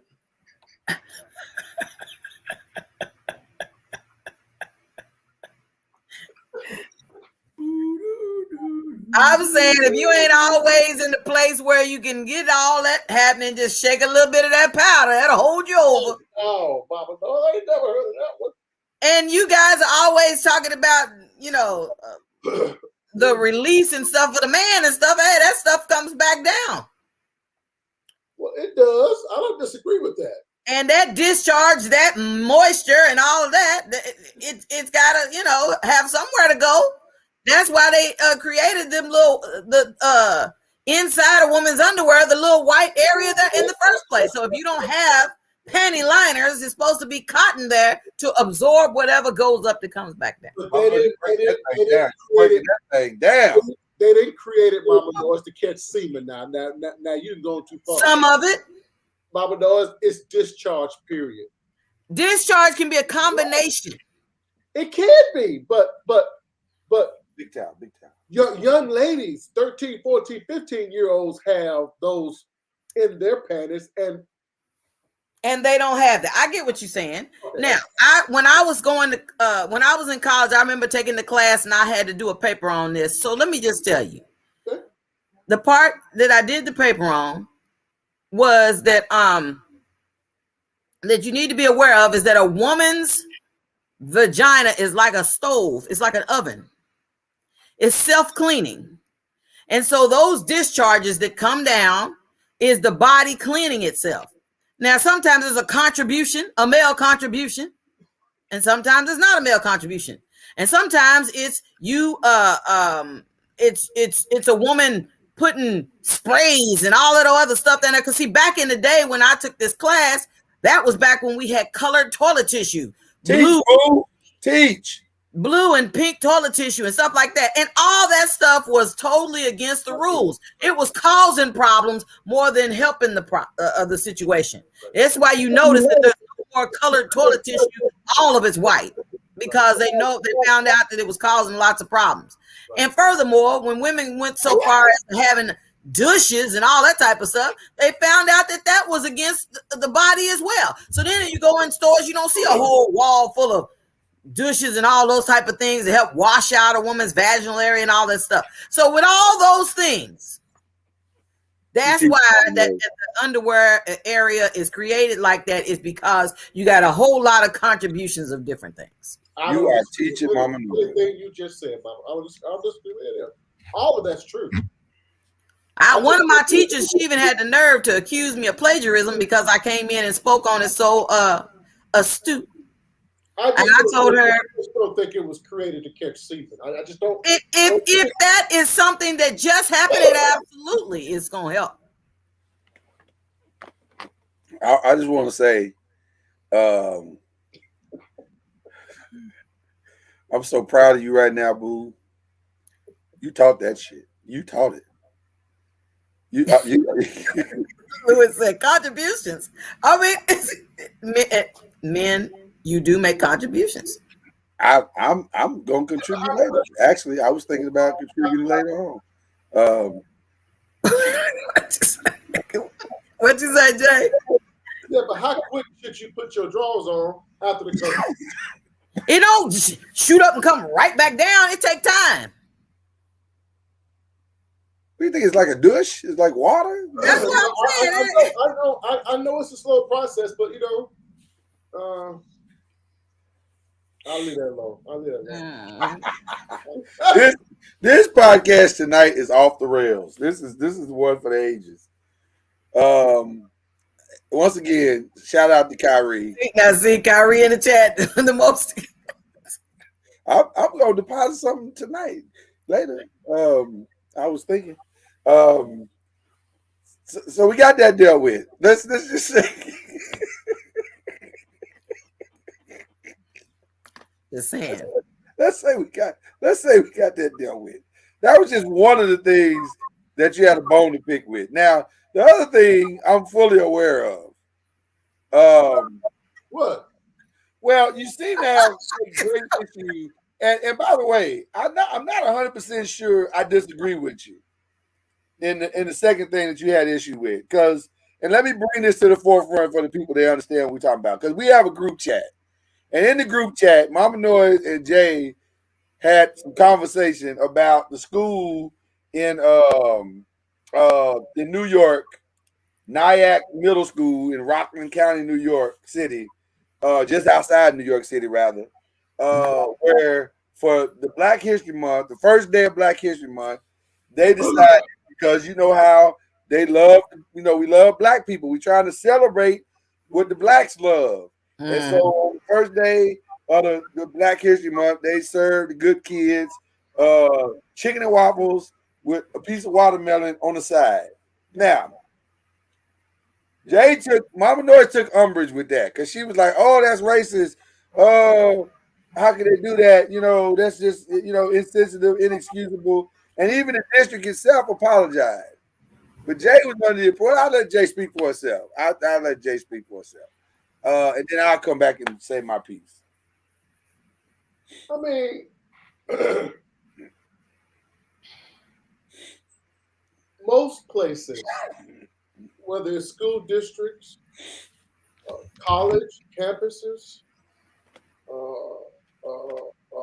at work, the cafeteria,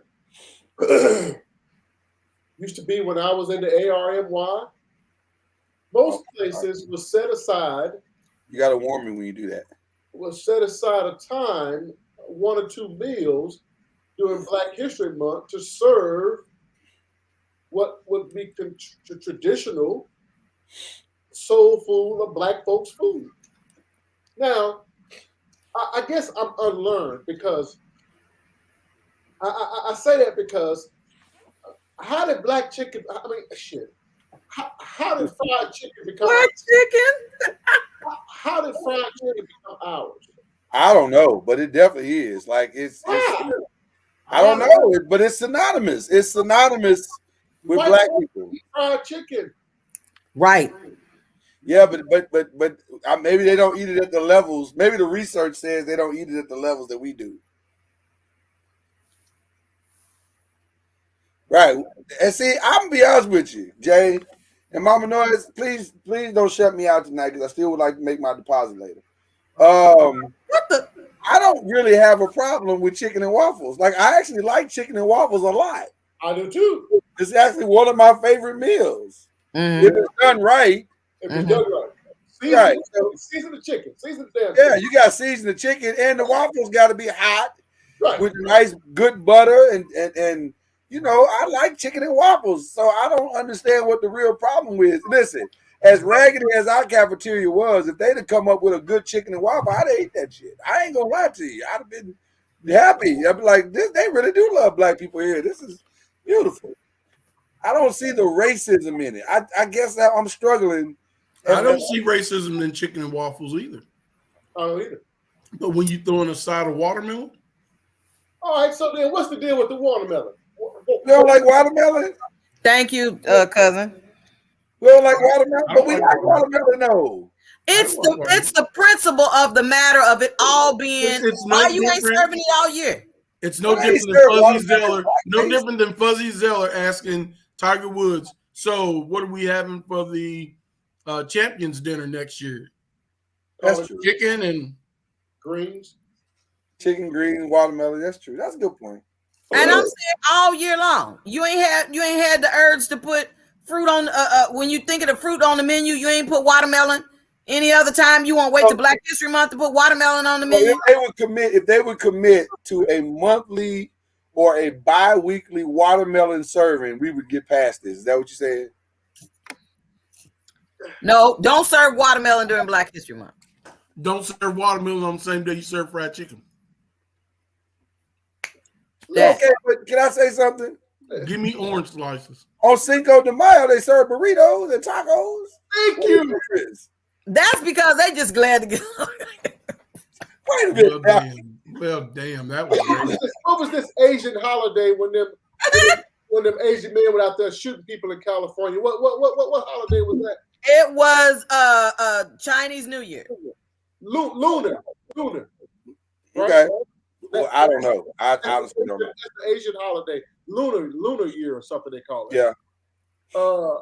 I guarantee you there are in cafeterias or in organizations they serve wonton, fried rice. I don't know how to feel about what you just did there. I like that felt a little aggressive. I don't understand.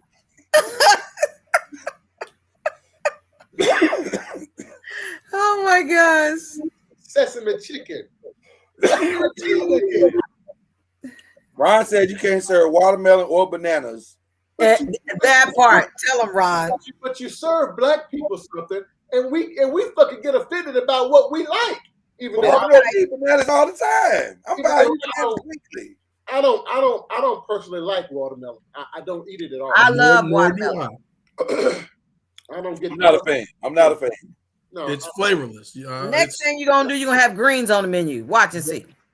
Listen, if the niggas be cook greens right, I'm okay with them having it on the menu. They're gonna be canned greens with no seasoning. Well, I said if they cook it right, Mama Noise. Well, there's this. Hell, KFC with all them 11 herbs and spices they got, they still just open the can of greens and dump it in a pot. And see, that's why I don't want them serving it. They don't know what they're doing. It was nasty. All them herbs and spices, and you can't put none of them in your greens. Right. I'm saying I'm more offended that you can't cook it right than I am that you cooked it at all. Like, stay away from it if you don't know what you're doing. Stop putting raisins in the potato salad. That's my point. Oh. You don't know what you're doing. Stop cooking it. That's more racist to me than anything. You serve me some bland ass greens. That's racist. You know, you can't put salt and pepper in your greens. You can't put some pork fat in your greens. Oh no, because it causes allergies. There's this on the Facebook, on the internet. There's this old white woman that's very famous right now. This old white woman with her southern cooking. Who, Paula Dean? Yeah, I'll say her name. Not Paula Dean, but she's one of them. Well, actually, she's one of them, but not her. It's another one that runs a house. I think she called it a Cottle House. She's from Alabama. Okay. And I have watched her cooking, and let me tell y'all something. That soul food that we eat ain't nothing but Southern food, because white folks down south eat the same damn thing. That's because the slaves did all. That's because we cooking. The woman cooked turnip greens and cornbread, hot water cornbread the other day. That's because when she was a little girl, that's right. She watched Mammy whip them greens up in the kitchen. That's right. I don't disagree. But the reality is we get offended. But they asses eat it too. Well, you just keep eating your chicken waffles and watermelon there, cousin Whitlock. Let me ask you something, Mr. Albie. You don't like chicken and waffles? I don't. I'm not a fan of sweet and savory at the same time. Like the big crave with the you don't eat pussy there, right? Oh, what the hell? Wait a minute. How did we get there? How did we wait? What the hell? How did we get there? That's not the same. What are you doing? Right. What are you doing? How did we get there? From this angle, you can see the one gray hair. Did it just pop out? Did it just pop out in the middle of that conversation? From the right angle, you can see it. Right there. Let me see. Let's see what you're talking about, Albie. Let's get a little closer. Oh my gosh. See you can't see it. There is one. So, that's the only one. You never mixed the sweet and savory at all? Yeah, peanut butter and jelly. That's what I was going to say before you made the you never like no honey on vaginal ingestion comment. You never like no honey on your biscuit? No? I like butter and sugar on my biscuit. I mean, butter and jelly on my. If that ain't the damn countryest thing I've ever heard. Yeah, molasses. How old are you, nigga? Like how molasses? We used to go out and tap the tree ourselves. If you start singing, I wish I was laying in the land of cotton, we're gonna have some real problems here. Yeah, I'm not much on a sweet and savory. As I was saying, the big crave with the Krispy Kreme burger. I wasn't impressed with that. You know, the hamburger with the donuts as the buns. Well, that's too sweet. That's too sweet. And I'm the same way with syrup and chicken. I don't even want what is that, hot honey on my chicken. Well, you don't dip the chicken in the syrup. At least I don't. I keep my chicken and my waffles, but yeah, but they pour it all over everything. What? No. Not the places I go. It's separate. Yeah, it's separate. I want them separate. I don't want the people at the table. I was in Atlanta the year Louisville won the championship. Yeah, they did all of it. I was there at Gladys Knights. Yeah, and the people I was with, they ordered chicken and waffles. I'm like, nah, I'm gonna pass. And they poured it over everything. I don't recall. I'm just saying that's called a gateway to diabetes. Do you like waffles? I love waffles. And you won't mix the two together? I love chicken, but I'm never gonna order chicken for breakfast. Wow. I love chicken and waffles, especially when they come as wings. Yeah, that's the best way to do it. I I'll eat them as tenders, though that's not my preference. But that as wings, oh my God, it's such an amazing. They got a place down in Houston, plug called the Breakfast Club. I've heard of the Breakfast Club. I heard it stays packed.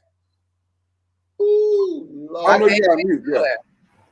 They ain't got no little bit of chick wings. They got some wings for your ass with them damn waffles. Man, that's some good. See, that ain't the same place that you get the bottomless mimosas, is it? I don't know. This place has a line around the building. They stay packed. They stay packed there. You stand out in line, and they actually have staff to come out and entertain you and give you water because the line's so damn long. This is every day. Wow. Kyrie. They're going up in there for them chicken and them waffles. I'm a fan of chicken and waffles. Now, I've never considered I think White Castle serves a slider. I think White Castle serves a chicken and waffle slider. I don't want that shit. I don't want anything. Listen, White Castle, you have already mastered the thing that you do well. I don't need listen. Stop venturing out. Didn't nobody ask you for that shit. You just stay with you. They got sloppy Joe. I don't want that. That's not what you do. They putting lettuce and tomatoes on burgers. No, see, stop. No. They need to ask y'all for none of that. None of that. Y'all been able to stay open for 70 years, making cheeseburgers and regular sliders. Just do that. Stop trying to recreate the wheel. Yeah, you ain't got to do all that. I don't have no problem with that. But I get the fruit aspect of it and the imagery of the negativity. But I guess as long as they're not serving it in blackface, I'm all right. Yeah, I think what bothers me is in its entirety that meal itself has so much negative connotation around it that it's like. But can we on this here podcast explain why it has so much negativity? Because it was thought that that's all niggas ate was chicken and watermelon. Okay, but we know that's not true. Of course we do. We also know that black folk ain't lazy, shiftless. Also, no, I know. We built this country. I know some lazy Negroes. I do too. But as a people, we built this country. Right. So we know that's not true as well. Right. But some things stick. But I mean, it's only sticking now because we are allowed it to stick. I have never ever been ashamed to eat what I like amongst white people. Whether that was chitlins, whether that was greens and cornbread. I said greens and cornbread. That means I mix my greens and my cornbread. I'm not ashamed to eat what I like amongst white people because they're going to make me feel bad about, come on. I've never altered I've never altered my order off of a menu because of the company in which I was around. I wouldn't dare. No, absolutely not. No. But there are some black people that will not order certain food around certain white people. They won't do it. I don't know why we go through the trouble. I'll eat a bowl of chitlins. I heard the passion. I heard the passion, Al. I heard. Give me some Franks and a bowl and a fork, and a little cap full of vinegar. Al loves some chitlins. Now I don't know how the rest of y'all feel about it, but Al loves some chitlins. I would double up on that blood pressure medicine and go to town. I don't want none of that. I don't want any of that shit. I really don't. You have a weak stomach, right, Mr. NOIZ? Your stomach is. No, I have a very strong stomach. I just don't want bullshit in my stomach. It's upset easily. I don't know why my stomach got to get upset easily just because I don't want some nonsense in my stomach.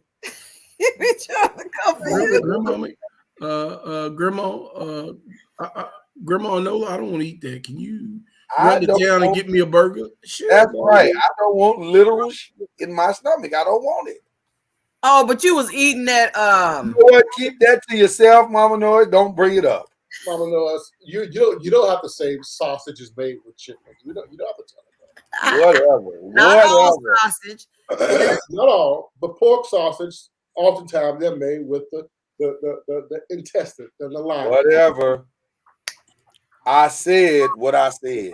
You've been a And you sausage ate what you ate. all your life. What's it called? You was eating stick chitlins. Boy, you know what?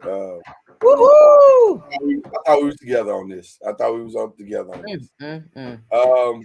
No, my brother. You on your own. So, you know, I love a good list. Y'all know how much I love a good list, right? Oh no. I do. I love a good list. What can I do? List or list? List. L-I-S-T list. But more than loving a good list, I love to give the middle finger to a bad list. And once again, Billboard has stepped into the arena and Vibe. They combined efforts. That conversation just didn't sound the way you thought it was going to sound. What do you mean? He ain't heard it yet. What did I say? Just didn't go the way you thought. Give the middle finger. I hear it now. I hear it. Yeah, I blew that one. That's okay. Play us right now. You know. I don't like you were saying lick. Oh, you thought I said lick? And then you talk about the middle finger.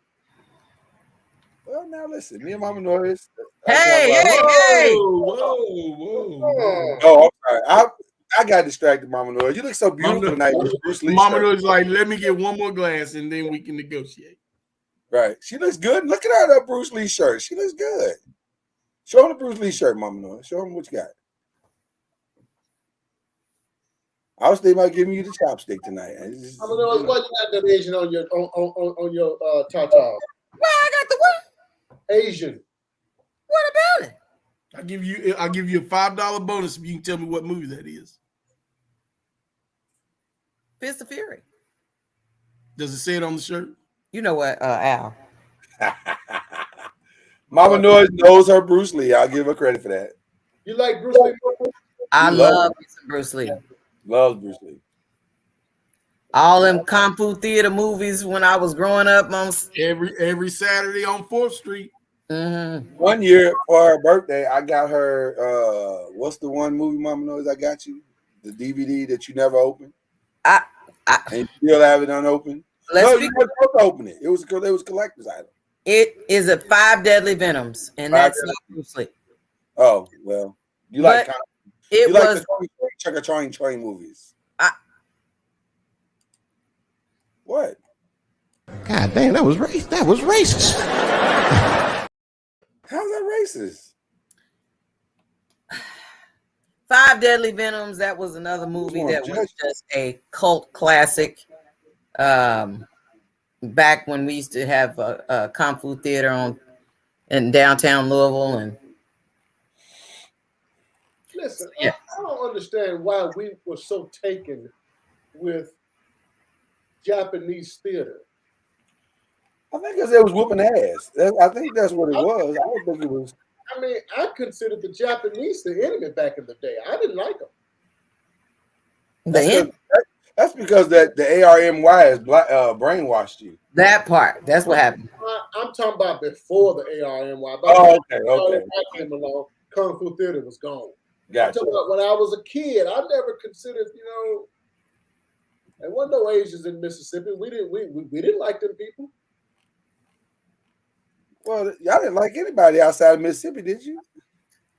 Mississippi them didn't even like black people. Y'all probably didn't get y'all first non-white person till 2013.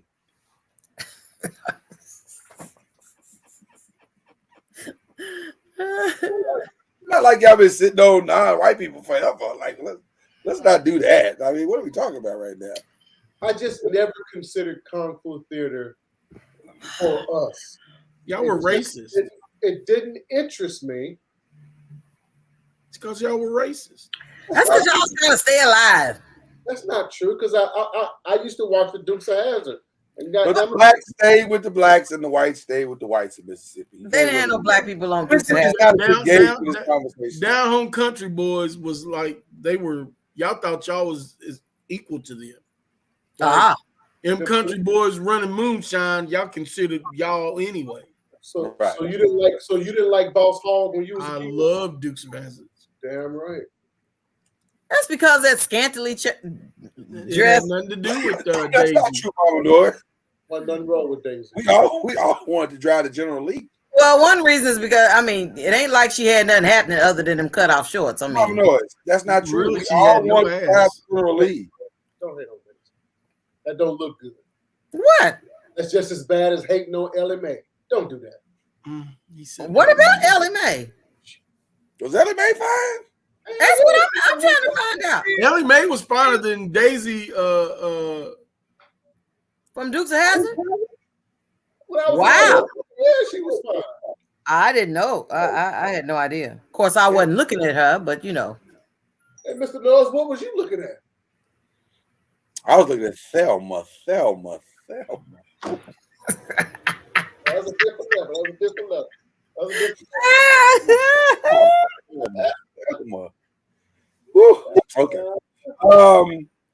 So anyway, Billboard, they did their list. Now, we can debate the list another day. It really don't matter. The order is probably jacked You up. keep leaving off their counterpart, Billboard and Vibe and Vibe. thank you, Harry, chiming in the chat. Right. It was Billboard and Vibe magazine. See, But- and you thought it was just me. I'm just saying. Let me finish what I'm saying, please. Thank you. Okay. I'm sorry. What controversy came out of the list was Ja Rule is not on the list as one of the top 50. And he felt a certain way about it. Top Ja 50. Rule said, and I quote, that he thought he should have been on the list. Top 50 what?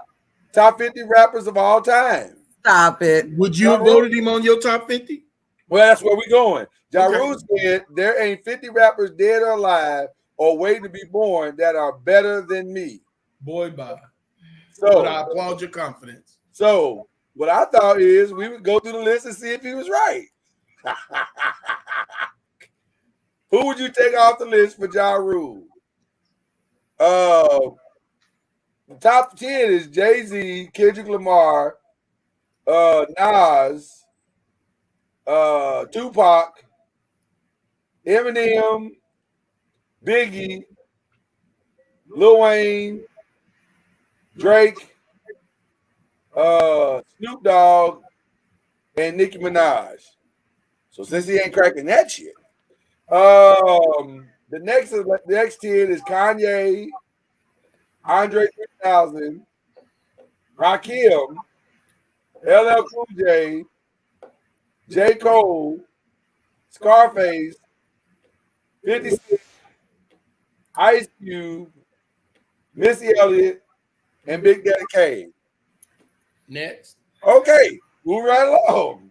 DMA, Ghostface Killer, Curtis Blow, KRS-One, Method Man, Big Pun, Q-Tip, Black Thought, Pusha T, and Lauryn Hill. Lauryn Hill, rapper? Yeah, she's got enough. She got more bars than Ja Rule. I'm just saying, in my opinion. But okay. Okay. So then we go Little Kim. So right now we're in 40s, right? We're 30 at and 40. 31. We're at 31. Lil Kim, T.I., Busta Rhymes. And again, we'll debate the list on another day. Chuck D. Now, here's where he might have a case. Because Future made the list. I don't know. No, that's in comparison to Ja Rule? Absolutely. I don't know Future's music like that, so I'm gonna start. I don't know his music either, but it's got to be better than the stuff that I would think so. Most Def, Common, Gucci Mane, Ludacris, Dr. Dre. So now we are at 40. Okay. E40, Redman, Bun B, Queen Latifah, Ice-T, Jadakiss, MC Light, Melly Mel, and the 50th is, or 49 is Rev Run, and the 50th is Rick Ross. Now, I can say unequivocally, other than Future, I don't see a place for you on this list, Ja Rule. And I can think of about 20 more that could probably squeeze in the top 50. I can think of some that should be on the list. That, again, that's a different debate, but I can think of some that should be on the list. So while Ja Rule feels away, and I'm sure his fans feel away, we're not talking about hits. We're not talking about music. You have good, decent music. But as a rapper, no. No, sorry. I don't see it. He just does good hooks. Right. I think a lot of it's wrong, Ron. I really do. I think a lot of the list is inappropriately numbered for sure. But again, different debate for a different day. But I don't see a place where Ja Rule should be cracking the top 50. Let's calm down, brother. Like, you got hits. I'll give you that. But top 50? It's a stretch. Now, I'm thinking of some names that got left off, like Fat Joe. Well, they call themselves putting Big Pun in there. Remy Ma.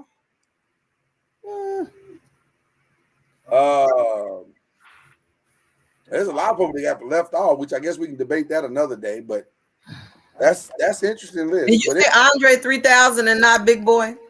Big Boy was not on the list. I don't think I said Big Boy's name. That's why I'm saying it looked like they took like one member of a group.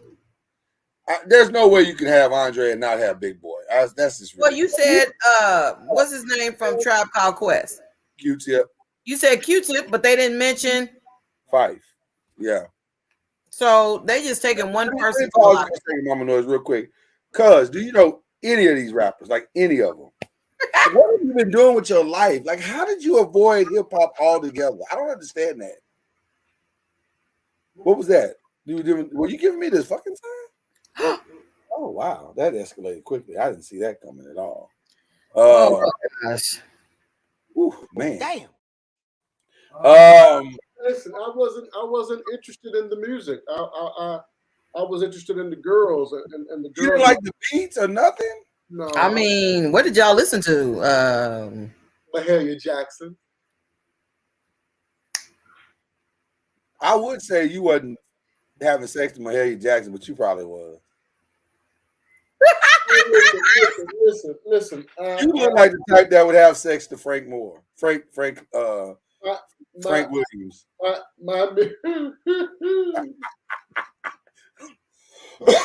Like giving a whole new meaning to Near the Cross. My music has always been gospel, but I also love R&B and but it's old school R&B. I mean, I don't. We love old school R&B. So it's so for you, it's either Lenny Williams or James Cleveland. One of the others getting to play in your ride. I like Al Green. I like the blues. I like Bobby Rush and Bobby Blue Bland and I like all that old type of music. I like the belly rubber music. So you like to have sex and stories. That's basically what you said. Like you want your music to have a story. Oh my god! So it's like a welcome distraction. Like you having sex and then there's a story in the background. So yeah. When rap became popular, and that was in the mid to late 80s, right? 74 to. Well, that was the old school. I'm talking about this new stuff. The mid to late 70s, early 80s. Yeah. I mean, Too Short. Them. That was late 80s. That was late 80s. Yeah. Right. I mean, at that time, I didn't listen to any ever rap. You was all about the Lord. It was all about gospel. Yeah. When you got the girl butt naked, you was like, baby, let me introduce you to this Mississippi Mass Choir. When the guys be in the barracks, they be blasting all that old bullshit. I never, ever. I just don't feel like I could have bent the girl over to Georgia Mass. That feels weird to me.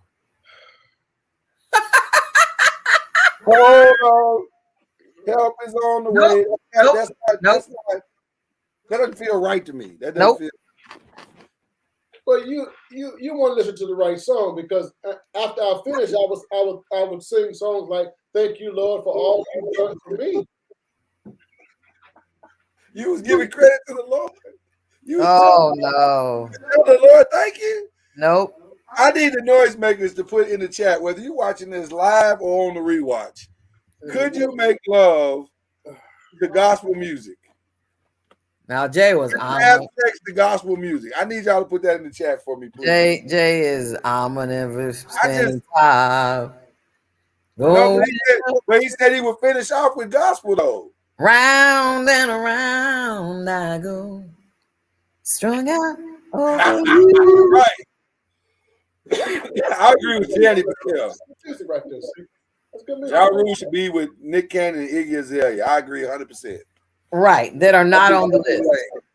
That's his lane.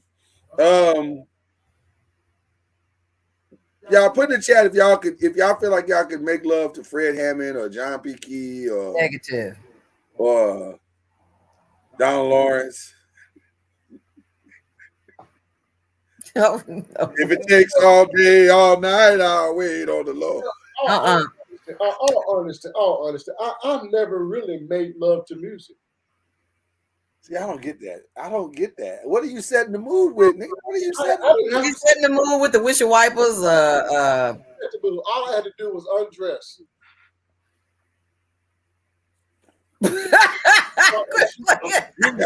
First of all, we got several drops for that. Let me just go ahead and run them in a row. What the hell? I'm just saying. Are you done? Are you done? Of course, for Azaria. Let me out. I never needed. Nope. Danny Bell. Oh, pass me. Which version? The slow version or the fast version? That's a weird choice, Danny Bell. Have you ever got caught up on a Sunday and was like, you forgot to get up and turn the radio to a different station, and next thing you know, you hear some guts, but the gospel's playing. Like, I'm just trying to understand how you end up having sex to gospel music. That's weird to me. I've never had sex to gospel music. I don't need music. I don't understand that either. I don't need no music. I can keep a beat. What does that have to do? What the hell are you talking about? Music is not for you to keep your beat. Not to keep the beat. No, this beats and be fucking it up. Ain't nobody having sex on the 2 and 4. What's wrong with you? Y'all supposed to be on the 1s and the 2s. Y'all be on the 3s and the 4s. Oh my God! I said, take me to the king of work. I don't see how. Nope. The only way take me to the king of work is if she was rejecting you. Truth is, I'm tired. Nope.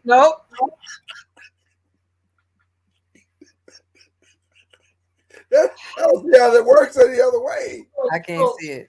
You always, I'm not saying always, but that would be a lie. Always. Said by somebody singing. Well, listen, Mama Noise and I are very romantic people, and we like to set the mood. We don't mind setting the mood. A little Al Green, a little Isley Brothers, a little Jodeci. You know what's funny is that I went to a conference one time, and the bishop was preaching or whatever. He said, "Let me be clear. When I'm away from this place, and I'm alone with First Lady, what's her name? You know, his wife." He said, "I do not listen to no gospel music." It's not a choice when I'm having sex. That is not. He's like, "I don't listen to gospel." Someone asked the question. No, nigga. Throw your ass down. This. You are wildly out of turn. Oh my gosh! I was like, he was the first person to ever admit that. Whenever I had listened to a sermon, I never heard a pastor admit that. He was like, "I'm saying from the pulpit where he's saying, listen, I just want to be clear and say this up front because most pastors be saying that old secular. Okay, but that old secular get you in the mood. Well, we already mentioned that earlier in the show, Mama Noise, how niggas be lying in church. You never had a piece so good it make you want to stomp, make you clap your hands. Nope. Make you want. Lately, I've been going through something. No, it doesn't work. That was too much. That was too much. It doesn't work. See, talk about that was too much. And we not think about it. Nope. I guess it's because when I was brought up. I mean, I guess I didn't trust the cassette player to play. I didn't trust the cassette player. I almost choked us there. You know what? Now I'm having second thoughts about coming back. I thought I came back to the right segment.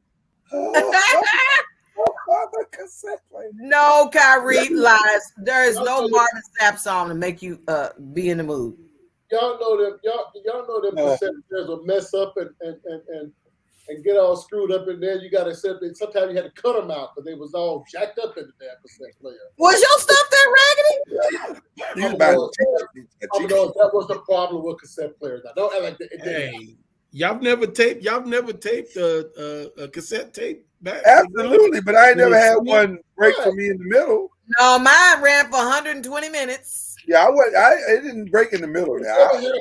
I've had them break in the middle, and I've had to tape it back together, and then when it plays, it skips that part of the song. But did you stop to tape it back together? Yeah, you have to. You have to peel it out. No. I'm saying, did you stop to tape it back together? Oh no, we're not. I'm not talking about in the act of. That's what I was talking about. I'm saying I never had one pop on me in the middle of that. No. I've never had that happen. Right. So I'm safe. I don't understand what kind of cheap ass tapes you buy. I used to invest in the tapes. When you invest, you got to invest some money in them. You can't get that old quality tapes. Cause you can't buy two them. songs I was done anyway. I ain't get the time down. Take time to. 2 songs. I don't understand, but anyway, and then we got a little bit older, and then CDs back in the day, you had to take real good care of them CDs. They get scratched up on. You did. And that didn't work. So I just never relied on. It's so much better now because you can just put a playlist together on Spotify. Now it's totally different. I don't disagree. Yeah, it's better. I don't disagree with that. But I still have absolutely no music in my room. I can't imagine silence. Wow, that's wow.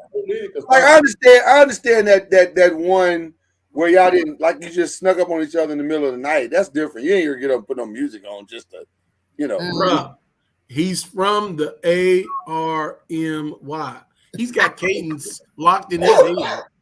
Oh, so he's got built-in rhythm. Is that what it is? Shit all that. To the left, to the left, right. Look down, to the left, down, and on it in.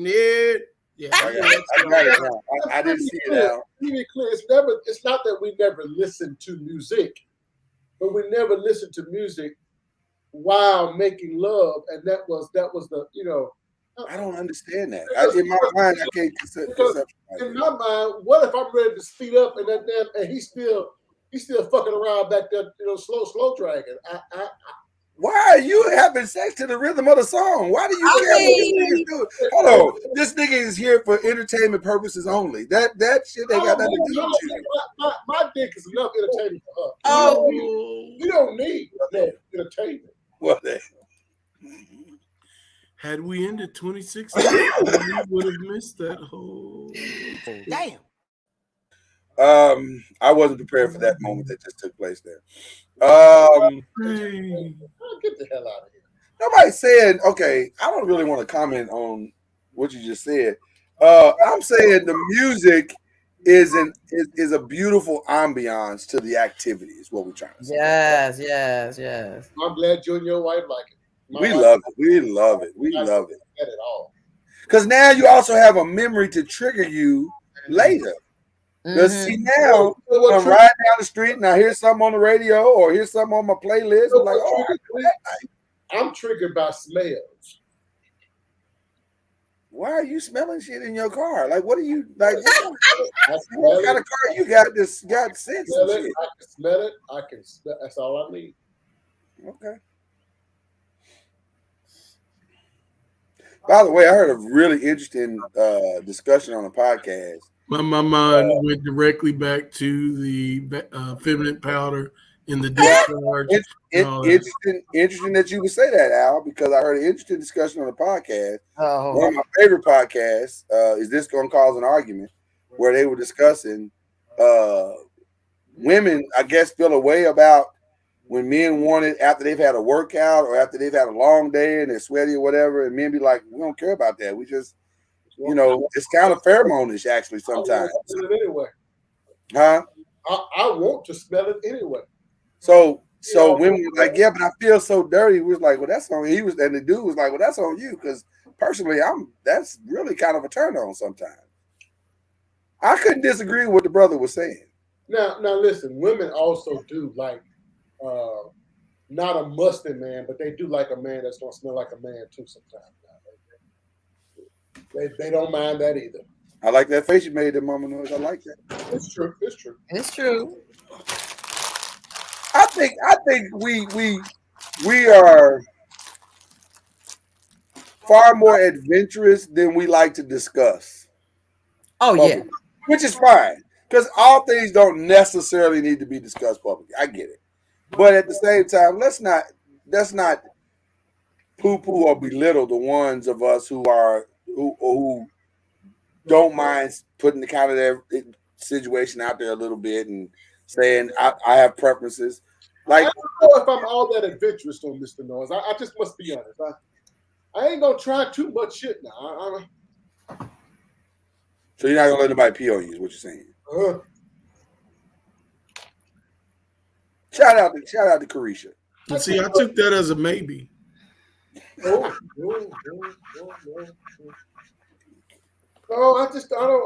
don't need that much sex. I got lines too. I just don't need it. I got lines too. Blurred lines. I got lines too. My lines are not very blurred. They're pretty clear. That's a red flag. Don't do that. I got safe words. Don't do that. The greatest Los Angeles basketball player ever, never played. Yep. Don't do that. Don't do that. Yeah, my wife asked me one time. She said, "Do you want me to do?" I say, "Hell no." We can answer that. They are accusing you of stuff right now. I don't think that's what he said, Anthony Bruce. I don't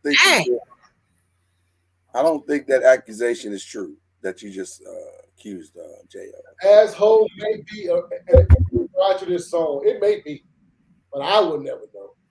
Right. That's gonna have to remain a mystery. Oh, they say it is now. They say it is, Mama knows. They say what is? You muted out. I said it ain't got to remain a mystery. I'll solve the mystery for you. It's going to be a hell no. Hell no, I can't do that. Okay. All right. Fair enough. They say it is, Mama knows. Seriously. Well, they can say all they want. All right. There's no way this ends well. We keep going down this hole. So, there's no way this ends well. Listen, we want to tell you guys tomorrow we're gonna have a ball. I promise you. We got some. And by the way, if you'd like to make some submissions to the commercials and or performances, I think we kind of got the performances locked down for the most part. Yeah. Because some of the performances, y'all, we don't like as black people. We really didn't care about that shit. We was like, whatever. This one ain't our Super Bowl. That's why we looked at that one. Like this one is ours. Rihanna, that's us. That's all us. So but some of them other ones, we was like, I don't care about that. So, but the commercials, if you got some Super Bowl commercials that you'd like to submit tomorrow for the judging, please submit those. You can put that in my inbox or whatever, on the Noisemaker inbox or whatever. We'll add it to the bunch. But I think we got most of the good ones. Oh yeah, the legendary ones. We got the legendaries that we're gonna crown a champion an all-time champion. Who you think gonna win this weekend? Al B and Cuz. Who y'all picking? I'm staying in the East. Huh? I'm staying in the East. I'm going with Philadelphia. Philadelphia. Oh wow. Okay. I don't give a damn, but I'm thinking I'm hoping maybe more than Philadelphia more than KC. Okay. I don't think Mahomes is 100%. So I don't think either one of them are 100%. I think it's going to come down between the shoulder and an ankle. Who's can stand up to the rigors of the other team's pressure. And that's I'm looking forward to hearing that Black national anthem. I really want it. Shout out to Cheryl Lee Ralph. Man, I really want it. Well, I'm gonna tell you something.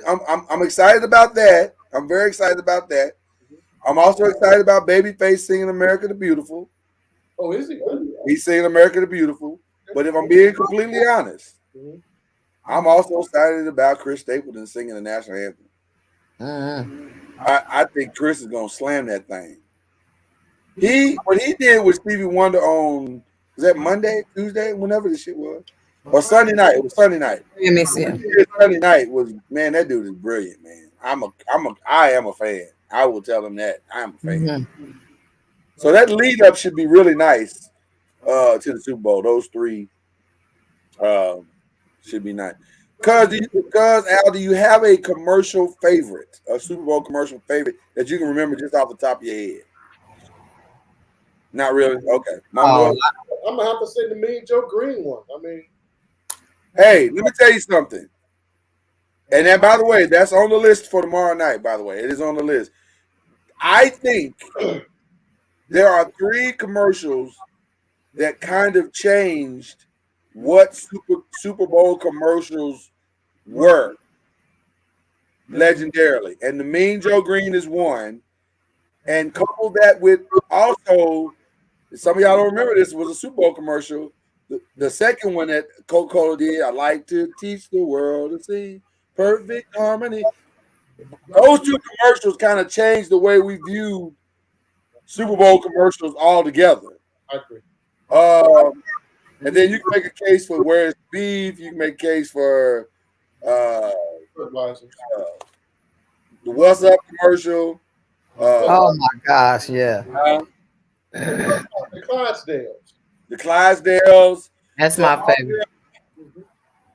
Send it to me. Send me the link in my messenger, D-Bell.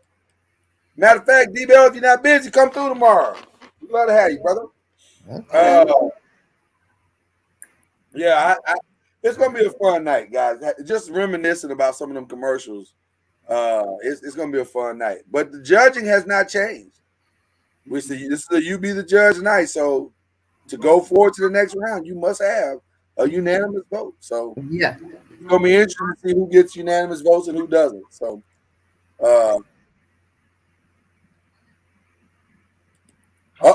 Andy Bruce said, "Babyface sings America the Beautiful. There might be Super Bowl babies in 9 months." You can almost guarantee that. CJ, that's why we have music. Yeah, Luther Vandross says birthed more children maybe than anybody, even though he wasn't really into that. Nope. Listen, Mama Noise, I love all of that music. Luther, Babyface, I love all that music. But they don't need to be in my bedroom while I'm slamming them guts. Can I ask a question? By the way, I'm just gonna move past that.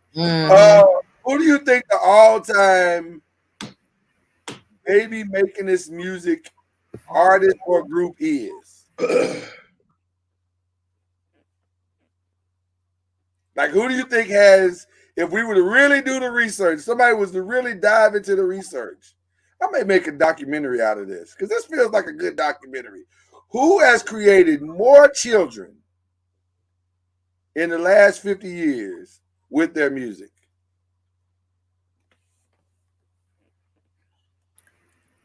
That's too hard. That's too hard. Chaz says R. Kelly. You are inappropriate. That is wildly inappropriate. You would have to really do the math and say, well, it would have to be the baby boomers, because that was the largest group of births. Are they still the largest? I don't know. I'm just saying. I wonder if they're still the largest. And by the way, these COVID numbers might produce some other numbers. Like, you know, niggas was at home. They ain't had nothing else to do. So, yeah. Motherfuckers was home by themselves. Like, no, don't kiss me. You got that go 9. Well, let's put it like this. If you had to pick just one, you can't pick two, ILB, just one love song. What's the greatest love song? oh man, that's unfair. That's unfair. For me, it would be a Babyface. Oh wow. For me. Wow, really? Any particular one? There's several. Whip Appeal, As Soon as I Get Home. There's several. Wow. He has good music. I don't disagree. I just wouldn't. Okay. So for you, that was my era. That was that's when you started fucking. You gotta stop doing that while I'm drinking. You got to stop doing it.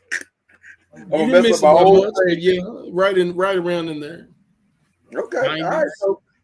So for you, it's Babyface. Mama Noise, who is it for you? Isley Brothers. Is there a particular song? Voyage to Atlantis. Voyage to Atlantis is the one that gets you moist. That's the one that. No, I didn't say that. Might as well. I mean, Bartholomew. I simply said. I'm speaking from experience. Mama Noise. I'm speaking from experience. I'm not. You know what? Now you're telling the business. I'm just saying. But it's our business together. You ain't got to say it. Okay, I won't say it then. You asked me the song on. Don't give me no gun. About the temperature. Don't give me no gun in. You know what I'm gonna do. You know what? Cuz, what you doing? What's the song for you? And y'all put in the chat. What's the song that's your go-to? I mean, I don't have a go-to for sex. I'm just saying a love song. For me, it would have to be James Stephen. Something James Stephen. It would have to be Diana Ross and Lionel Richie. Endless Love? Heck it up.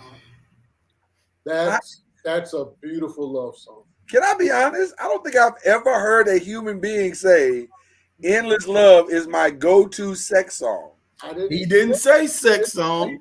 Or romantic song. Like I've never heard anybody say. I think it's a great love song. That's exactly what I said, Albie. Do you hold hands? Albie, I appreciate you because you fucking. I mean, you listen. You listen. Do you what they want to put out? But do you hold hands with your boo on Endless Love? My wife and I stopped holding hands so many years ago. Oh my gosh! I just grab ass now. So you just grab her ass. You just grab it, just a handful of ass. Just okay. I don't want that in my mental world. I don't know what you know what. Mine is all day. There's so many. There's so many. I love obviously I love the Isley Brothers just because of what it represents for my life. But my go-to, like for real is Al Green's Simply Beautiful. I love that. I just think that song is perfect. Yeah. I just think it's perfect. And that Mahogany. Oh, that's right. You say Mahogany.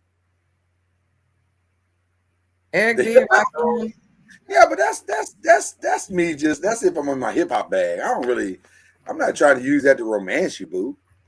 I also like that. I also like the Secret Garden song. Secret Garden. Yeah. With those. I thought you was gonna hit us with the Kenny Rogers and nope. Dolly Parton. I was in the street. Oh, Lord. That is what we are. Grandma Noise loves that song. That's a nice love song, but I don't get away with me. She loves that song. Chad said Cupid 112. Yeah. I don't even know. I don't think that's new school anymore. You can't call that new school. That's old school. I don't even know. Listen. You don't know Cupid 112? Oh my gosh. You don't expect him to know that. Ribbon in the Sky? Oh, I know Ribbon in the Sky. Yeah, I love Stevie Wonder. Wonder. Same song. That's a different song. Okay. Who's singing it? Either one. Stevie Wonder or okay, because there's a lot. Who else sings it? Intro. I don't hear the niggas sing nothing. I like that one too. I like that one too. No, they too suspect. They Yeah. got they might not be singing about the same ribbons I'm talking about. They on some other shit. Oh wow. Andy Bruce said Thug Love. Thug Love. Oh, because I said Rakim. Yeah, okay. Okay, I was going to say who? I know these young people be making love to hip hop song. I can't do that. That's weird.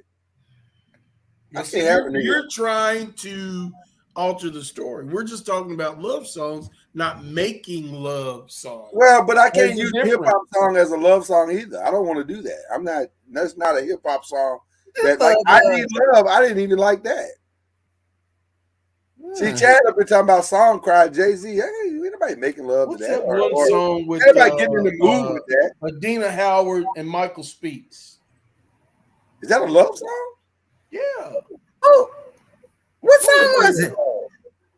I know the song. I just don't remember the name of it. I've never heard I of used to it. bump that song. I put that sucker on repeat. Oh. God, dog it. I know I got it on CD in here somewhere. Hold on, I'll tell you what it's probably stuck in the 5-disc CD player that don't come on no more. Wow. You Don't Have to Cry is the name of the song. That's it. You don't have to cry. By Angela and Renee? Adina Howard and Michael Speaks. They did their version. Well, Angela and Renee sung it first. That's what I'm saying. They didn't do it as good. Michael Speaks can sing though. That brother can sing. Yeah, that's John P. Key's cousin. Yeah, that's a John P. He got a John P. Key type voice. Andy Bruce said Overjoyed, Always and Forever. Those are nice. Always and forever. Chad got a freaky side because he said t-shirt and panties, which is that's a very that's a 30-something side. It's a very revealing statement you just made there, Chad. You let us get on behind the curtain there, brother. I understand what's happening now. Oh my. Oh yeah. Nita Baker, You Bring Me Joy. That's a good one. What about September? As a romantic song? That's more like a blood. Earth, Wind, and Fire. No, that's a party song. Do you rip That's a party song. Do you remember? Yeah, I don't know about that one. Oh my, Chad. Oh my. Oh my. It came in as number 2. As a love song? On what list? Top love. On one of them lists you don't put out. Whitney Houston came in as number 1. Which one? I Will Always Love You. I don't think that's a romantic love song, really. Not at all. What about that? It's all about breaking up. What about At Last? With Ella, is it Ella? Ella J. Yeah, it ain't a go-to, but yeah. Now, do y'all listen to jazz to get you there? They don't listen to music, bro. No, I'm talking about just like smooth jazz is good, yeah. But like love songs, like not even smooth jazz. I'm talking about old school jazz. Like one of my favorite songs artists to listen to is my guy with the hair. I don't know, you know what I'm talking about. The song is In a Sentimental Mood. Coltrane, John Coltrane, yeah. Love Coltrane.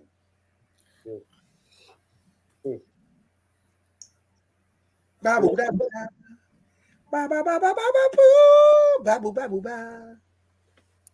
love Coltrane. So, where's Kyrie? Is he gone? I don't know. I thought he was gonna comment on this one. I thought for sure he was gonna offer some stripper music or something. No, we done already had the t-shirt and panty song. I don't know how many other songs. Marvin Gaye's music. None of those. Cause sexual healing to me wasn't a Sexual healing can play while I'm cooking the dinner to get you ready for the dinner, to get you ready for the panties to drop. Like it's like a setup song. Wow. Foreplay. Yeah, like but before foreplay, like before the foreplay, like even before that. Did you say Michael Jackson? Are you kidding me? Break of Dawn, Michael Jackson. I don't remember that one. Break of Dawn? Never heard that one. Oh, You Are the Lady in My Life would be before that. I'll be honest with you. Michael Jackson really don't get a lot of play in my romantic. I mean, none of the. As weird as that sounds, because Mike got some love songs, but I've never used him to set the scene. I agree. Is in none of my slow tape a love song rotation. I thought the one he did about Lisa Marie was nice. You Are Not Alone. Was that it? I'm Here With You. That was nice. Yeah, that's the R. Kelly one. R. Kelly wrote that. Nope. What about Kiss from a Rose by Seal? Hell no. I wouldn't have Seal in my rotation. Nothing Compares to You by No. Okay. The Prince version of that, the one that he actually wrote, not the remix with Sinead O'Connor. Nobody will hear that. I'll Make Love to You by Boys and the Men. By Boys. What? Boys in the Men. Boys. Yeah, that too is important, bro. You can't. Yeah, we got it too is very important. The end that changes the whole connotation of the group. A song, damn it. Okay. To you. A whole lot of. I Make Love You just play. I got one. The MTV Unplugged version. Jodeci, Lately. As weird as it sounds, yeah. The strangest feeling. I love to hear them And sing. to be honest with you, Al, it shouldn't, because again, we're talking about a song about some questionable shit going on in a relationship. But he's singing so well, you got to put it in the rotation. I love that one. Unplugged. He's saying that shit. He was. I mean, I feel the same way about Lately as I feel about Jasmine Sullivan, Another Man. Like, I'm not supposed to like this as a lead up to the love I have for my wife, but yet she sang the shit out of that song. Like, ooh, man. What about All My Life by KC and JoJo? As a setup song. Yeah, that's foreplay. Yeah, that's like a foreplay. We're sitting around, you know. Yeah, setup song. I listened to that Break of Dawn just now, Anthony Bruce. That's not bad. I've never heard of that. Oh, you said Break of Dawn. That song. What's that song by PM Dawn? Oh, Die Without You. Well, I like that one. My turn. You got tell you I love you and I. Same PM Dawn. That big nigga can sing. So when your kids hear music going off, they know mom and dad and they're handling business. I mean, it's a nice little alarm system. Either that or daddy's got a cramp. Yeah, he's got to have a cramp. Although I think we've gotten past the stage where they believe that anymore. I'm so glad I told Zara to mute and moderate. Thanks, Al. I'm just saying. She came back. No, no, she's not. She'd be in the chat with the "Let me out the car." Right. Question mark? Question mark? Question mark? There's a lot of Jodeci songs. There's a lot of Boys and Men. There's a lot of 112. There's a lot of Al Green, Isley Brothers. There's some Babyface. Charlie Wilson. What about that Rick James song with that white girl? Let me be very clear. I want to be very clear. I can't play domestic violence music before I have sex. I can't do that. Fire and Desire. No, you can't because you're beating that thing up, right? No, but I'm beating that thing up. I'm not beating her up. I can't. Because NOIZ say you rearranging organs and shit. Right. But I can't beat her up, and I don't want mixed messages in my head. I don't. I'm here for it. Love Ballad, LTD. What's Love Ballad? I don't know that one either. Love's Train by Confunction. Yeah. Love Train. Oh, Warm nights. That yeah. I got. I had to think that one through. Yeah. Cuz I'm surprised you didn't hit us up with nothing like, the spinners and the shot lights and For the Spears family, that's just a warm up. Well, you got What a Difference. Is that what the title of that song was? Love Ballad. I never knew that was the title of that song. Yeah. Hey. You know what? I'll be honest with you. I'm not sure I ever knew the title of that song.